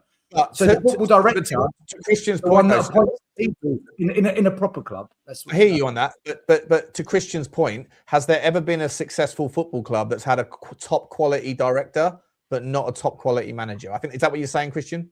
Yeah. Yeah, I think that's a fair point. Like you need to have a manager that's on the same page as the DOF or the scout or whatever else. But Sean, the reason you've got the top manager is because the director of football has brought them in. Not necessarily, though. Not necessarily, because there's been clubs where they link up, where the manager's got there first. Right, there has been instances. Yeah. Unai Emery was there first. He got Monchi in. He got rid of Lange. But again, for me, I think this director of football thing has blown out the water. They're very important in this day and age. The reason why they're so important is because the amount of directors and the amount of control that's come away from managers, right? For me, the director's role should be as simple as you put in that style of play that you want, right? You've got your manager there. You are the middleman. All you should be doing is making sure everyone has got clear communication. Your scouting team are bringing you profiles. Your manager's agreeing with it, putting players forward. And all your job to do is to go convince the owners this is the right thing to do and to get the deal done. So, Christian, so therefore, what you've said there is the most important person then isn't the manager or the director of football. It's the guy above them, because that's ultimately the person. Okay. Listen, I can agree with that. So Vinay, this is down to Vinay to get this right or to clear off then. Is that where we're at? Like you said before, Stelios, if this guy does not change the way he thinks he can do by leaving managers in there to die like Frank, changing Tudor, even bringing him in, right? And now having to change again. The strategy between the three, you couldn't get three different managers if you tried. Yeah, I agree. So you've got no plan, you've got no strategy. Who does that come down to? It comes to you, Vinay. So Vinay and Lange, Christian, if they don't change and step back, it comes from the top. It's got to come from the top. It's got to, because at the end of the day, they're bankrolling it. So it's got to come from the board of directors. And unfortunately, we've got a board of directors. I mean, look at the mess this season. You've gone from a chairman that did everything to new people running the club who have sat back and put different people in charge of different departments and sat back and let Vinay and Lange get on with it without actually knowing, because they lack knowledge, whether Vinay and Lange are doing a good job, because there's no one on the board with any football experience, which is absolutely mental for a business that's worth 3 billion plus. So it's got to start at the top. It's got to start at the top. I agree, mate. You're totally right. You're totally right. And listen, ultimately, them two are fall guys, right? But when we're looking at the top of them, now, why I give them a lot of responsibility for me is again, we'll come on to the financials like you guys said, but wages has gone up. We're paying players over 200K for like one of the first times ever. Players like Conor Gallagher coming in. If those funds were made available, you should be making better decisions. And at the end of the day, they've come out themselves and said, we identified Frank as the manager. They went and got their towel out their backside to go and get Tudor. Then they've got Robert Zerbi. Now, the owners haven't picked that. So, yes, I agree with you. They take the ultimate blame. But when we look into next season, those two need to change or they need to go. Simple as that for me. I do not trust them with anything. Well, Christian, if you work on the basis that Paritici has recommended both Tudor and Zerbi, then listen, I might be putting 2 and 2 together and getting 8. But if you look at it logically, the two people that Paritici has recommended, they have gone for. And Vinay and Lange, to me, the way it looks, if I've got this right, have been sidelined. I don't see that. I personally, I don't see either of them have got a future at the club. Honestly, don't. I think they are. I hope you're right, mate. I really do. We're actually, the club's on a precipice. Listen, they're not going to go bankrupt. The Lewis family may, if we go down, may be asked to put money into the club. But I don't know how Lang and Vinay, with their record this season and where we are in the table, I don't know how they can survive. Honestly, on what basis? On what basis can they survive? I don't get it. People have got to earn their jobs. They've got to earn their positions. What are these guys doing this year? It's been a disaster. Who's going to sack? Who's going to sack them? Boucher and Charrington. Yeah, and this is for me like part of the biggest concern, just because I don't know what's worse for a football club. Do you really footballing people making bad footballing decisions that we all see bad, or do you rather have non-footballing people overruling the footballing people, because even the non-footballing people can see that the decisions are bad, but the non-footballing people are not qualified to make better decisions anyway. Like that, it's like between a rock and a hard place of shit going on. They are. Sean, there's no one on the board with any football knowledge. So, unfortunately, we've got what we've got, haven't we? And that's scary. That is scary. The idea that like lightning would strike twice with from Vinay, and that he would be lucky enough to have a manager that you could just leave in situ and things will turn around.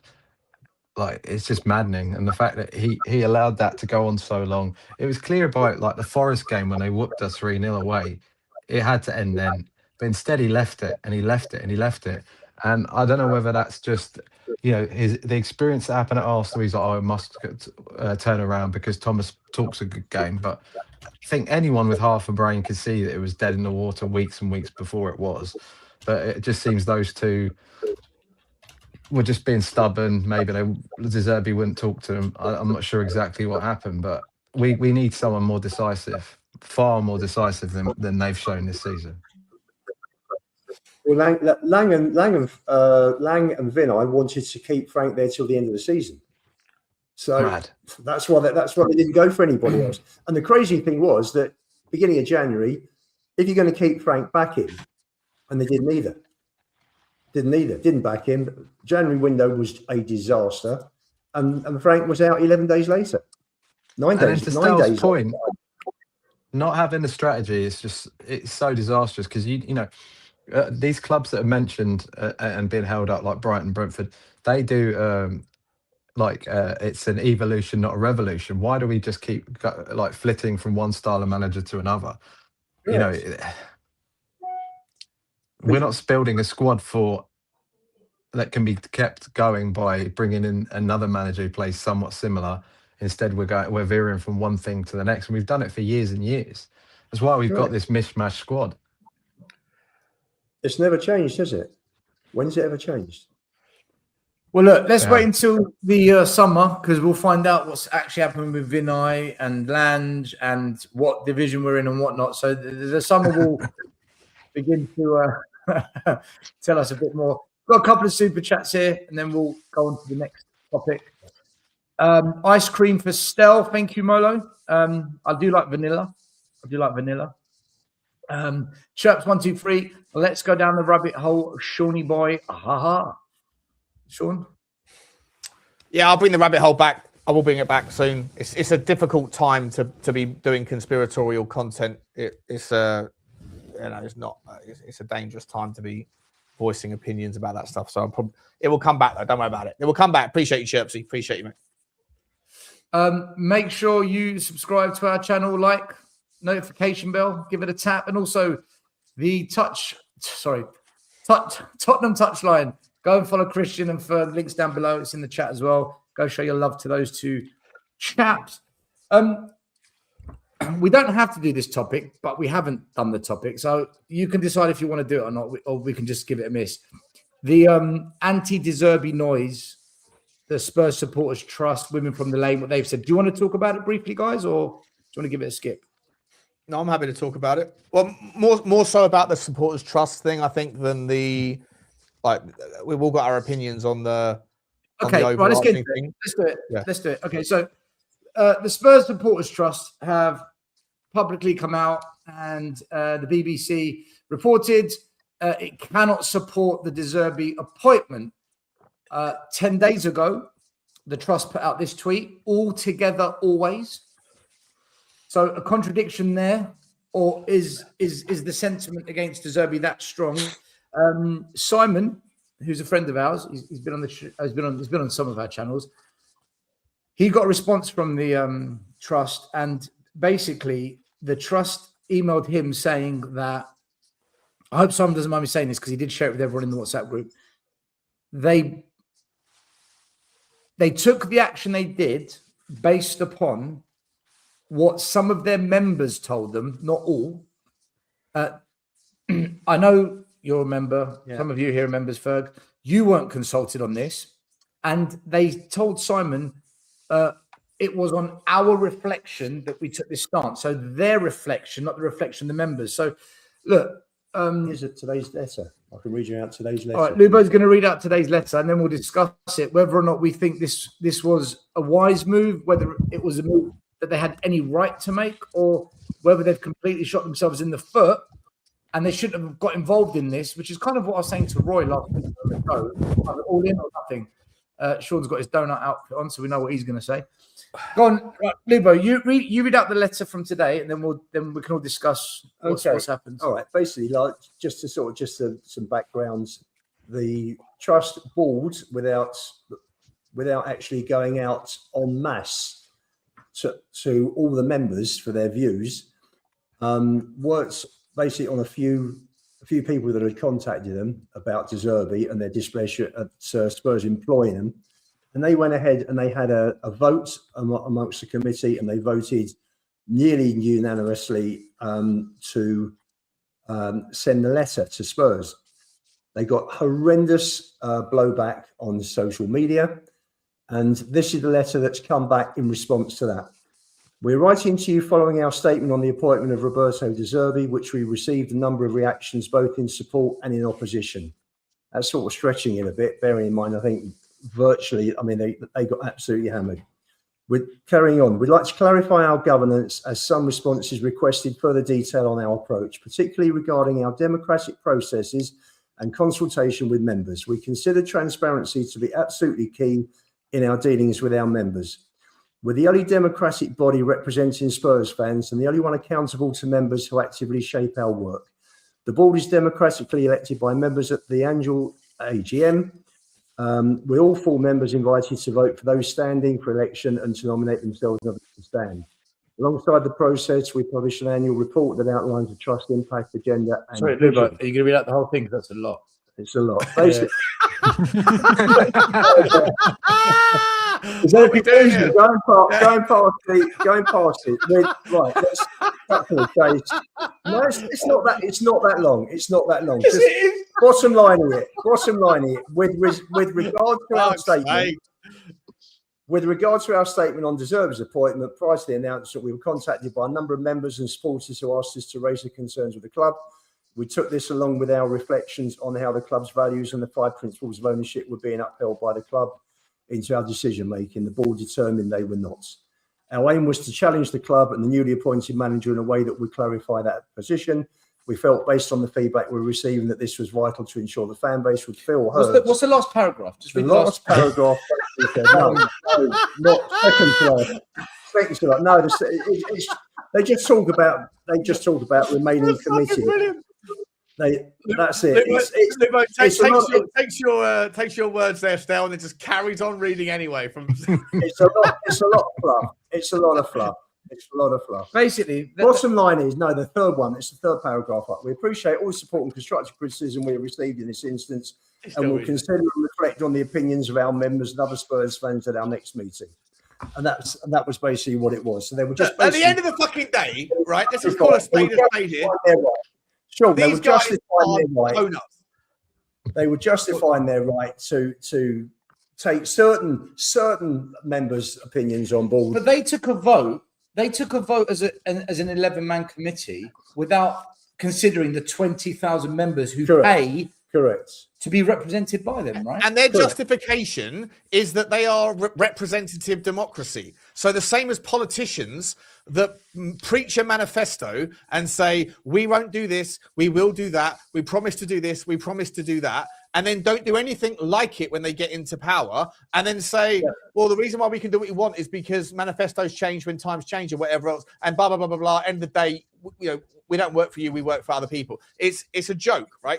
The Tottenham Hotspur Supporters Trust succumbed to the wave of the vocal minority who, in my opinion, always behave in a way where they are the tolerant, but they are entirely intolerant of other people's perspectives.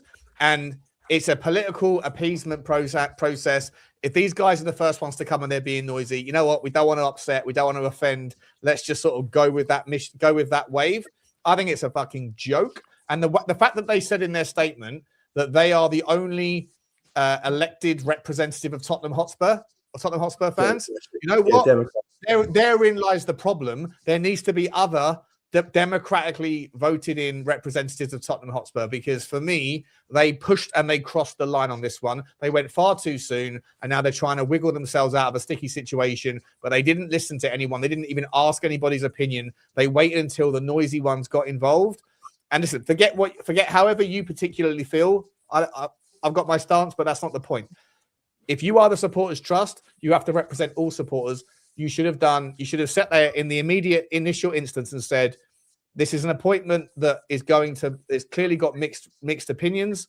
We're going to speak with our members and we will come out with a message in due course. They didn't, they jumped the gun, and they rightly got donutted off by everybody on Twitter and everybody else. They got pies, and I'm wearing this tonight on behalf of them because they are absolute donuts. And for me, they've lost all credibility on this one. It's a joke. Do you know, I just want to say one thing, and then I'll bring in Christian and Ferg. We had Roy, who's a really good guy. He runs Spurs Story. Lovely guy, yeah. Yeah, Roy's always been a good guy. And I said he's part of the trust. He's one of the committee members. And I said to him last week, I said, either you go all in and you stay there and you keep knocking on the door, or don't get involved with it. 1 foot in, 1 foot out. And this is exactly what I mean. I personally feel the trust should just not get involved in any of this stuff anymore. Focus on ticketing issues, helping disabled fans, away day travel. Stick to that, which you're actually very good at. When it comes to the manager, when it comes to the football, they need to just stay out of it and put out a statement saying, we will help you regarding this and that. That stuff, that's not what the trust was set up for. No. We leave that to you guys to decide what you want. That's my take on it. That's my take. Ferg, Christian, where are you at with this? Because this has backfired so bad on them. It's made them look like absolute morons. And that's exactly the publicity they're not going to want. They could have waited for the appointment to happen or not, and they could have waited to hear what the man said himself. That he's addressed it, spoken Italian in the interview, because he didn't want to stumble over his words, because it isn't his first language. Now, my understanding, and someone can correct me if I'm wrong, he was asked the question by journalists in Marseille when they were playing an English club. He answered the question in Italian. The translation was something along the lines of, like, I found him to be a good guy. It wasn't like saying what he's done is okay. He wasn't justifying anything that he said, from what I can understand. And today he's apologized if that was the understanding that people had. So I'm a life member, as is Lubo. I would have liked to have had, I don't know, a survey or something to gauge our views as to whether, you know, we agree to it. Yeah, all of us in life, like, football is not the most moral of games, unfortunately. Owners, we've had people in our club who've got outrageous allegations against them for their conduct. One of the former owners in parts of Argentina, our current CEO, you know, there's a scandal around his time at another club and a player. Like, we've in our own lives, I've known people that have done bad things, and if you were to ask me about them, the person I know, I might say, yeah, I know him to be a good person, but you don't know what goes on behind closed doors.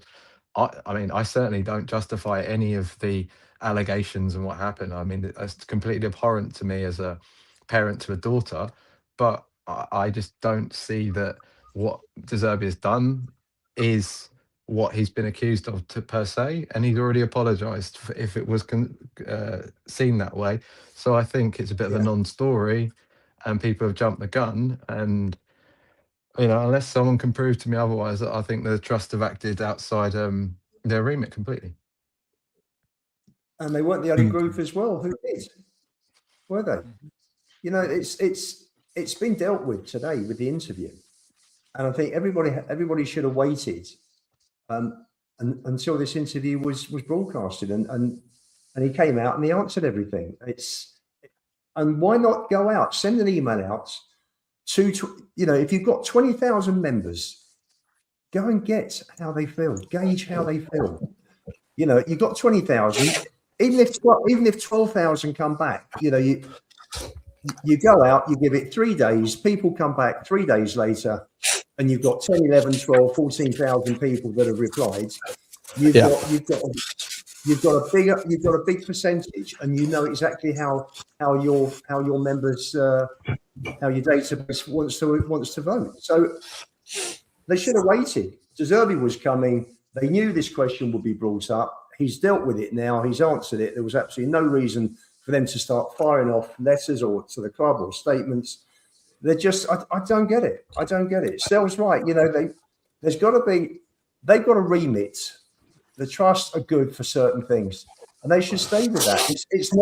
It's not for them to tell anybody how to run in terms of the football side. We're employing football people. If they're not good enough, you bring in new people. It's not for the trust. That's not their position. They're not on the board. So I think that was a massive faux pas. It's a big difference from someone who's actually done, or the allegations allegedly done those things. I've never heard anything about Zerbi personally doing anything like that. So he's a family man from what I can gather. So, yeah. Did you hear his apology? Did you hear... I didn't hear it, but I was doing my members phoning show, and one of the guys that was on, he clearly felt a different way to probably how we feel about the situation. I asked him, he leant towards didn't want him because of those things, but he said on the video that I still haven't seen it yet. He was asked by the club about the situation, about what he said regarding Mason Greenwood, and apparently he sort of somewhat apologized. Didn't apologize for what he said, but apologized for any offense caused, which I think is obviously quite diplomatic and politically, like, I'm sorry you're offended rather than I'm sorry for what you think I did, sort of thing, right? But which I think is probably quite smart from the football club. It's not often I'll give them credit for like doing things like, you have to sort of somewhat nip it in the bud, somewhat address it. Let's hope that they don't, that the media don't sort of go into it too much in his first press conference next Friday. But I still haven't seen the video. So did any of you guys see the video, and what did you pick up from his apology or whatever it was? What did you think of it? I don't think he's got anything to apologise for, right? He's a professional football manager that gets paid a hell of a lot of money to get results. Your job is win games of football. What does he want to do? When asked about Greenwood, oh yeah, I think he's an absolute scumbag, a rotten egg, to hell with him. Yeah, what performance is he going to give you now? And if Greenwood's friends with any players in the team, what's going to happen? If he feels he's a good kid at training, if he feels he's a good person within his camp, then say it. And if it motivates him, hearing that from his manager, that's your job as the manager. How many times do we criticize? How many times do we get into arguments when we say, what do you want the manager to do? Throw the player under a bus? What do you want to do? Call out the player? How does that? So isn't this not the reverse of that? If he was asked, what do you think of Greenwood in his personal life? What do you think about the allegations? That's a different conversation. He's talking about the player he knows in the training field and on a match day and in the dressing room. So I agree. I feel they've tried to do Zerbi a real dirty on this. And the media or Tottenham have? No, certain sections of our fan base. Oh, right. No, I agree. But I'm saying, but in terms of, my question was more around like, so clearly they've got a Tottenham interview lined up, his first interview with the club. What Zerbi said was the right thing to say. Right. Okay, that was the right thing to say. Yeah. Okay. Because previously, when he was at Marseille, he was asked to comment on how he found Zerbi. I think probably, within the profession, as a professional to professional. This on this occasion, he was specifically asked about Greenwood's past, personal life and past. So that there was a difference, and I think he's addressed it today. So I don't understand why it's so bad. Like, I'm sure we've all known people in our lives that have ended up being, you've heard after the fact, some guy that you went to school with ended up going to prison or something, right? I'm sure like, or someone you worked with at some point ended up being, sacked for doing something that was naughty. Like, are you guilty through association? And also, just quickly, before you tell me that anecdote, like, just also, like, for me personally, my stance on the thing is treat people how you find them, not how people tell you to find them. Like, if we all went around and judged everybody off of what somebody else thought, we would live in a really fucked up society. You should always be able to discern your own opinion on people, not because of what someone else says, but because of how you. If you don't do that, then I don't know what that makes you as a person. And if all De Zerbi said was, to some degree, that the guy that I know is not the guy that is represented in the media in the UK, I have absolutely no issue at all with that as an answer to a difficult question in a difficult environment, because I actually subscribe to the notion of, look, you might have done, every sinner has a past, every saint has a future. Oh, sorry, every saint has a past, every sinner has a future, right? Like that's the way I sort of choose. Everyone deserves second chances, which is his point. Sean, do you know what's quite unique with this case? I don't know what he hasn't done, right? I wasn't part of the court case, the lawyers. I mean, we go by what we read, okay, and transcripts, any videos we might have seen. For me, the woman that he's allegedly done whatever to is still with him. They've had another child together. So the way I look at it is this: they have moved on and they're living their lives post whatever. So why do we need to bring it up again when they've moved on? Surely we need to move on now as well. Yeah, of course, because people love drama still, don't they? But you know that the media treat Tottenham like a fucking social experiment. Let's see how we can wind them up. Let's see how we can get the fans engaged in some rage bait. Let's just cause mayhem because it's good for their clicks, it's good for their likes, it's good for their all that engagement bollocks, right? We all kind of participate. We're participating in it right now, aren't we? But if she left him, saying he did this and that to me, I'm never going to speak to him again, and they've got this horrible legal battle over custody over kids and all that, I think there's an argument to be had. But the fact they're still together, they've got a family there's an argument to be had about whether you would want to sign Mason Greenwood, but whether or not Roberto De Zerbi has done it. We're not talking about signing Mason Greenwood here. We're talking about Roberto De Zerbi, who just happened to manage a guy who, has been accused of some fucking terrible things and whatever, but he was just an employee. And Roberto De Zerbi didn't sign him. Olympique Marseille signed him. What are we doing here? We're not signing Mason Greenwood. We've signed a manager. It's ridiculous. It's ridiculous. Christian, you've sat quietly for 10 minutes on this. What's your take on the trust? And if you want to share your opinion on the whole thing anyway, you can. If you don't, that's fine. But I'll just quickly sum up before I go into the trust. Just the whole thing is, there's a reason why for so long I love the game of football. Right? I love sport in general. Soon as politics, religion, everything gets involved, this is what it becomes. And we look at sports as our escape, and unfortunately we're not able to escape, and we're bringing all these issues out. Now I do understand that they're so high up in terms of society that them showing an opinion can help educate the youth and stuff. I still think that should be down to teachers, should be down to parents rather than football managers. Ultimately, I just feel he said something, again, just echoing what you guys said. He was asked the question, how do you see Mason Greenwood? He only sees him at training as a professional. He's a good guy. There's probably people that come out and say Charles Bronson's a good guy, like all kinds of stuff. So in that specific sentence, I don't think he's done much wrong. He's come out, maybe the apology's not enough, but he has said, look, I didn't mean to offend, and who are we to judge for his opinion? I think cancel culture's gone too far. I don't think this one's warranted. I believe that Vinay didn't get this treatment, Van der Vaart didn't get this treatment. We could go on, right? But in terms of the trust, I think I can't agree anymore. I'm not a part of them, mainly because of my age, and I could see this happening for a long time. The way they've been doing it, it suggests that the people that keep getting elected, nothing really changes. Everyone gets in a position of power, and the control gets to them. Just in the way we've been trying to get them to help us with protests and ENIC out, they push that against. Don't really go with the majority of the fan base. And again, they've tried to appease a certain percentage of the fan base, but not going for the majority of the fan base. And unfortunately, when you're in that position, you have to go with the majority. And you're 100% right. Stay within your remit, stay in your lane, do what you do best, and just focus on that. Because they do some good stuff, like you guys said. But ultimately, again, like Vino and Lange, you've made this blunder.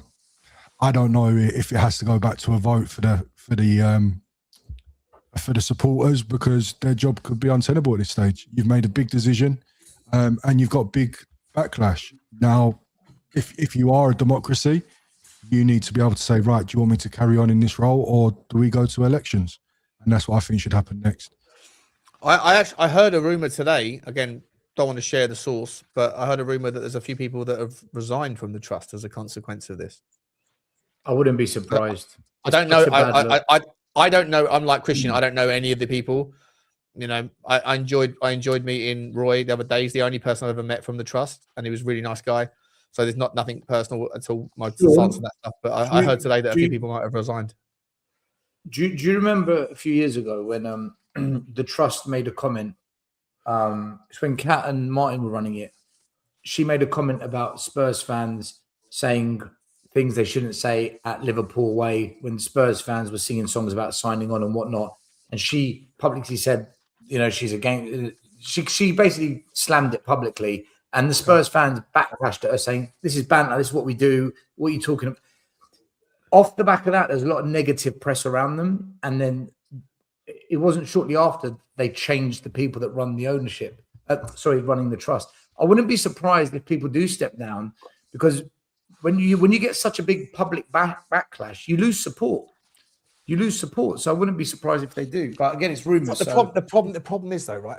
I do empathize with them in as much as, like, and I think Christian nailed it again. By the way, Christian and Ferg, you're absolutely smashing it out of the park tonight with your relative points. It's lovely to meet you guys. Like, you guys are very sensible. You get to your point quickly, and you say good stuff.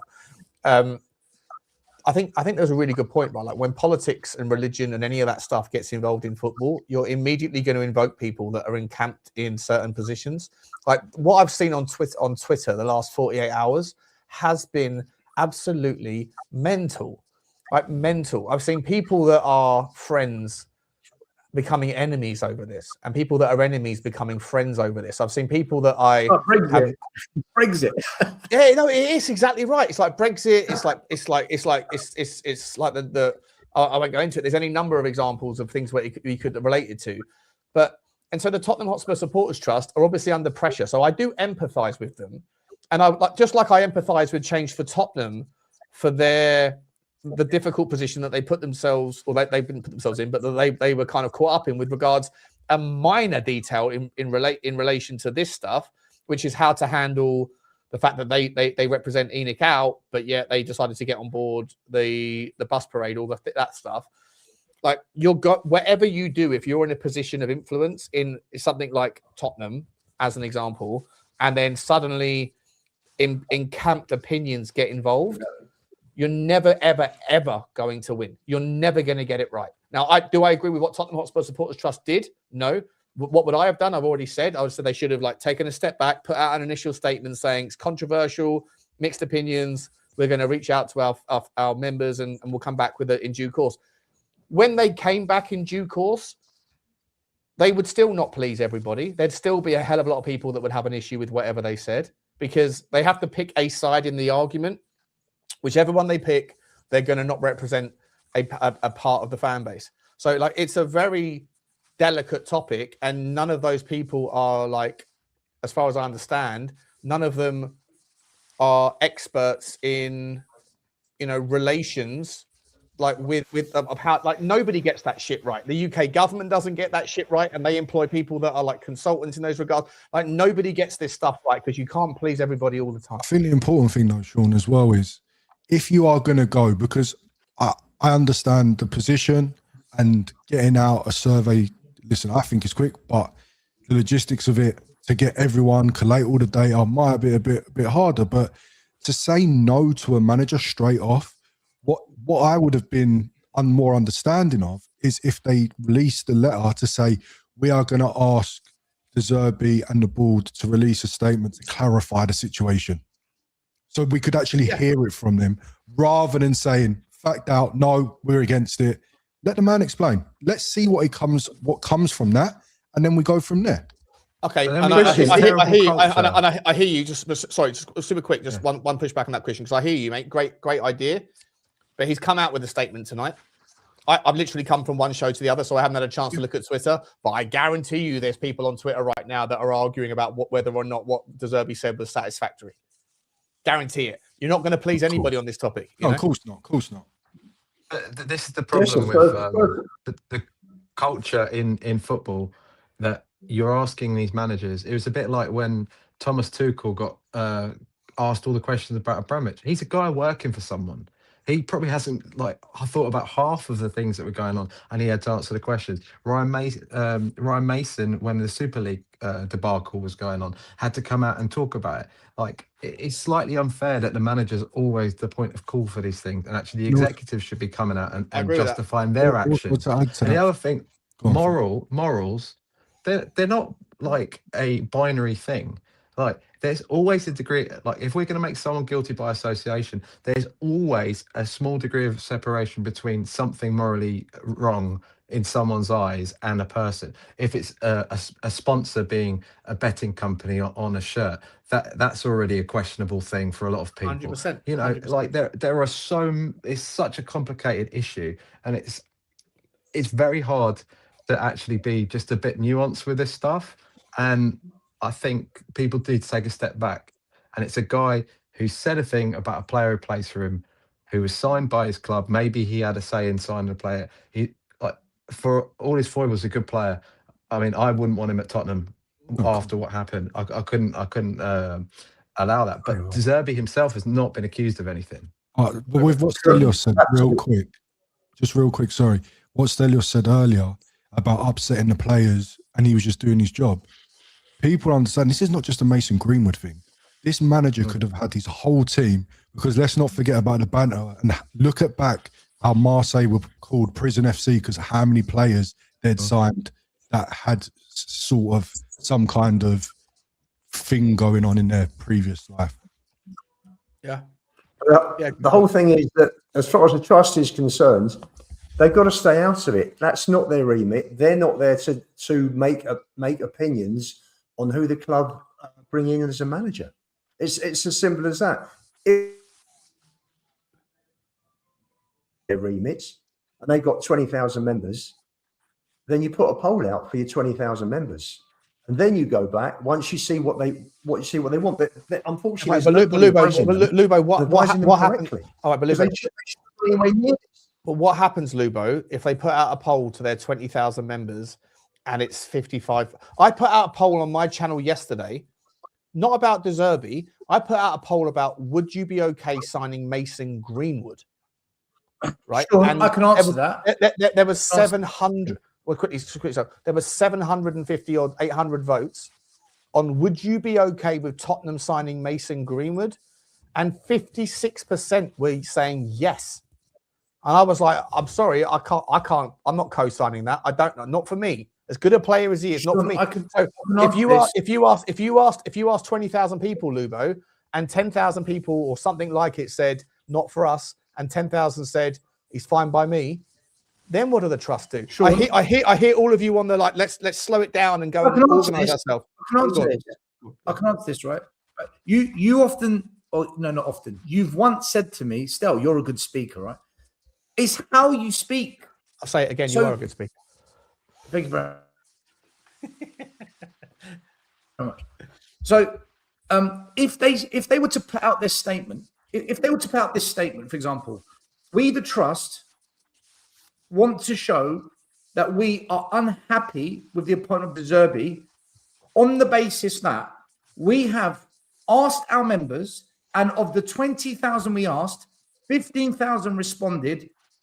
55% said they are deeply upset by what you've done, but we also factor in that 45%, a significant amount, have also shown that their appreciation for the signing of De Zerbi. So based on these numbers, we want to let you know how we feel, and we are reflecting what this vote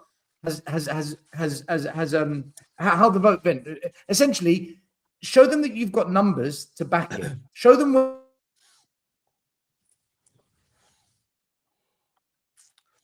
Oh, fuck.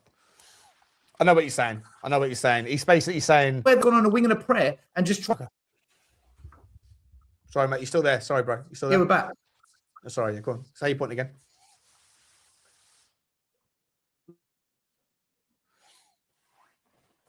Oh, it's a fucking nightmare. What's going on with him? What's going on? I'll just cut in quickly. I think what he's saying is essentially make your point, but make it known that this is why we're saying what we're saying, because we asked 20,000 people and this is what they said. Therefore, it's a difficult situation. Estelle, are you back? I don't know, mate. Sorry, you cut out again there. You back? Yeah. Go on, mate. But by conducting the poll, you now give validation as to your response to the club, and you can back up your comments with actual numbers, actual data, actual percentages. Because if it was 55-45, the trust might not have said anything on the basis that, do you know what? We've got a split. We can't take a side here. I think that's a good can't point. really do anything. But that's a good point. The fact they did nothing and they just went and announced what it looks. Do you know what it looks like? It looks like they've done it because that's how they feel. I agree. I agree. No. That's how it looks. That's how it looks. Because they probably feel that they've got to be seen to be doing or saying something, and they didn't. This was one of those situations where nobody would have thought any worse of them if they'd have stayed out of it. No, they wouldn't, because the people that went out of their way to say early doors, there's not people that are going to be in those situations, Lubo. It's the people that have a problem with the solution that might arrive that make a noise early. Like, there's nobody that's going to be okay with De Zerbi coming in that are going to preempt there being a problem and then get in touch with the trust and say, hey, listen, De Zerbi's on our list, right? Just in case he does get signed, I just want to let you know that I support it. That's not going to happen. But there's going to be people that are always going to get on board and go, in the event that De Zerbi comes in, we have a massive fucking problem because of him being a this and that and the other and an apologist for this and that and the other. So, there's always going to be the early wave. And so if they didn't say anything at all, then those people would have had a problem. I actually think that Stell's probably got the closest thing there. Put it out to the poll and then react to the poll. Sure. Yeah. But if you've got 200 people that phone up the club, phone up the trust, or email the trust out of 20,000, the trust can't go out and make a statement on behalf of 20,000 based on 1%. Correct. Just can't. Can't do it. Can't do it.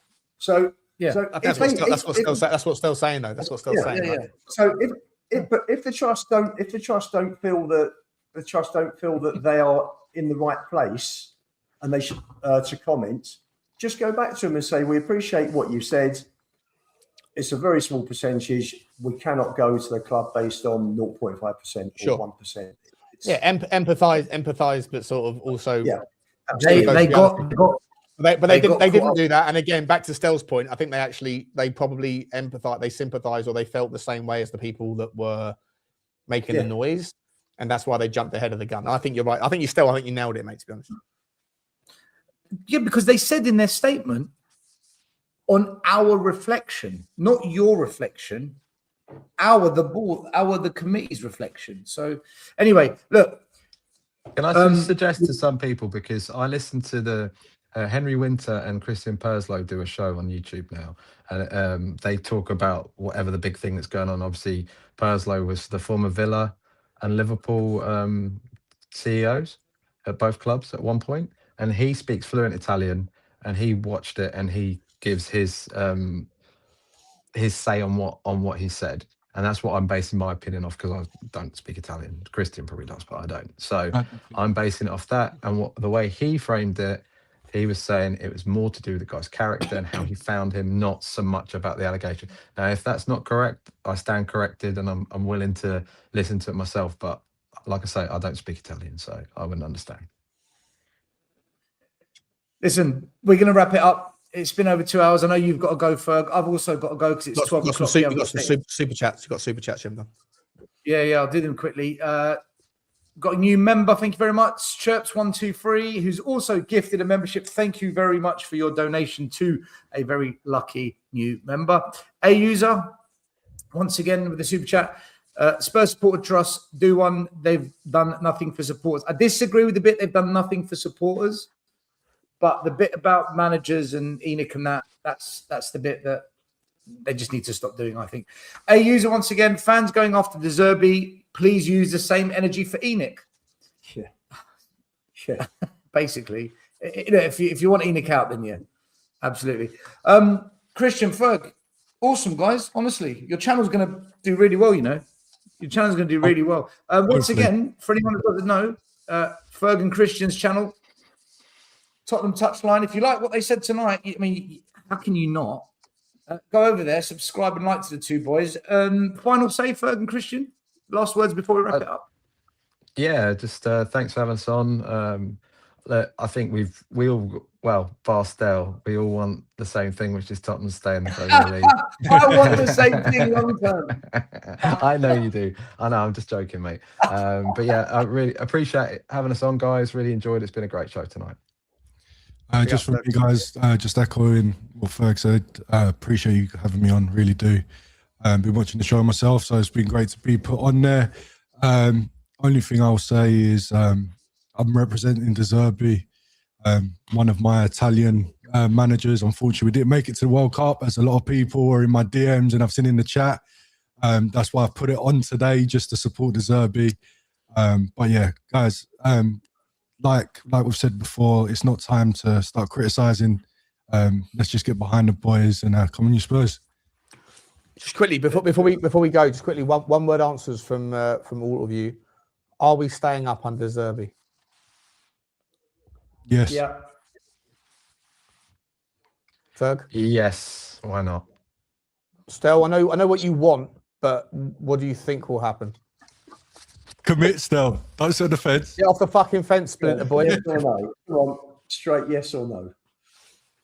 I think he will keep us up, yeah. There you go. He will. It's a full house. Full house. He'll get a couple of wins. He'll get a couple of wins. Come on.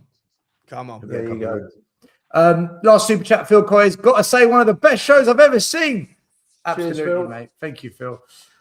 Guys, Is that because of Stel hosting or me taking over the hosting when Stel's internet collapsed? I mean, it's something we got to figure out why it was so good. We got to figure out why. I'm panicking. Notice how Sean didn't mention the fact that Christian and Ferg were on here as one of the options. Just pointing that out. Oh yeah, that's also possible as well, I guess. Yeah. Guys, listen, thanks as always. Like, subscribe, hit notification bell, follow the guys down below, and also we will be back next Thursday because we're doing once a week during the international break, and then we'll be back to normal whatnot. So have a good one, enjoy yourselves, great weekend ahead, and let's see what Zerbi brings up the Spurs. Come on, Spurs. Bye. Bye, Jeff. See ya. See you, Jeff.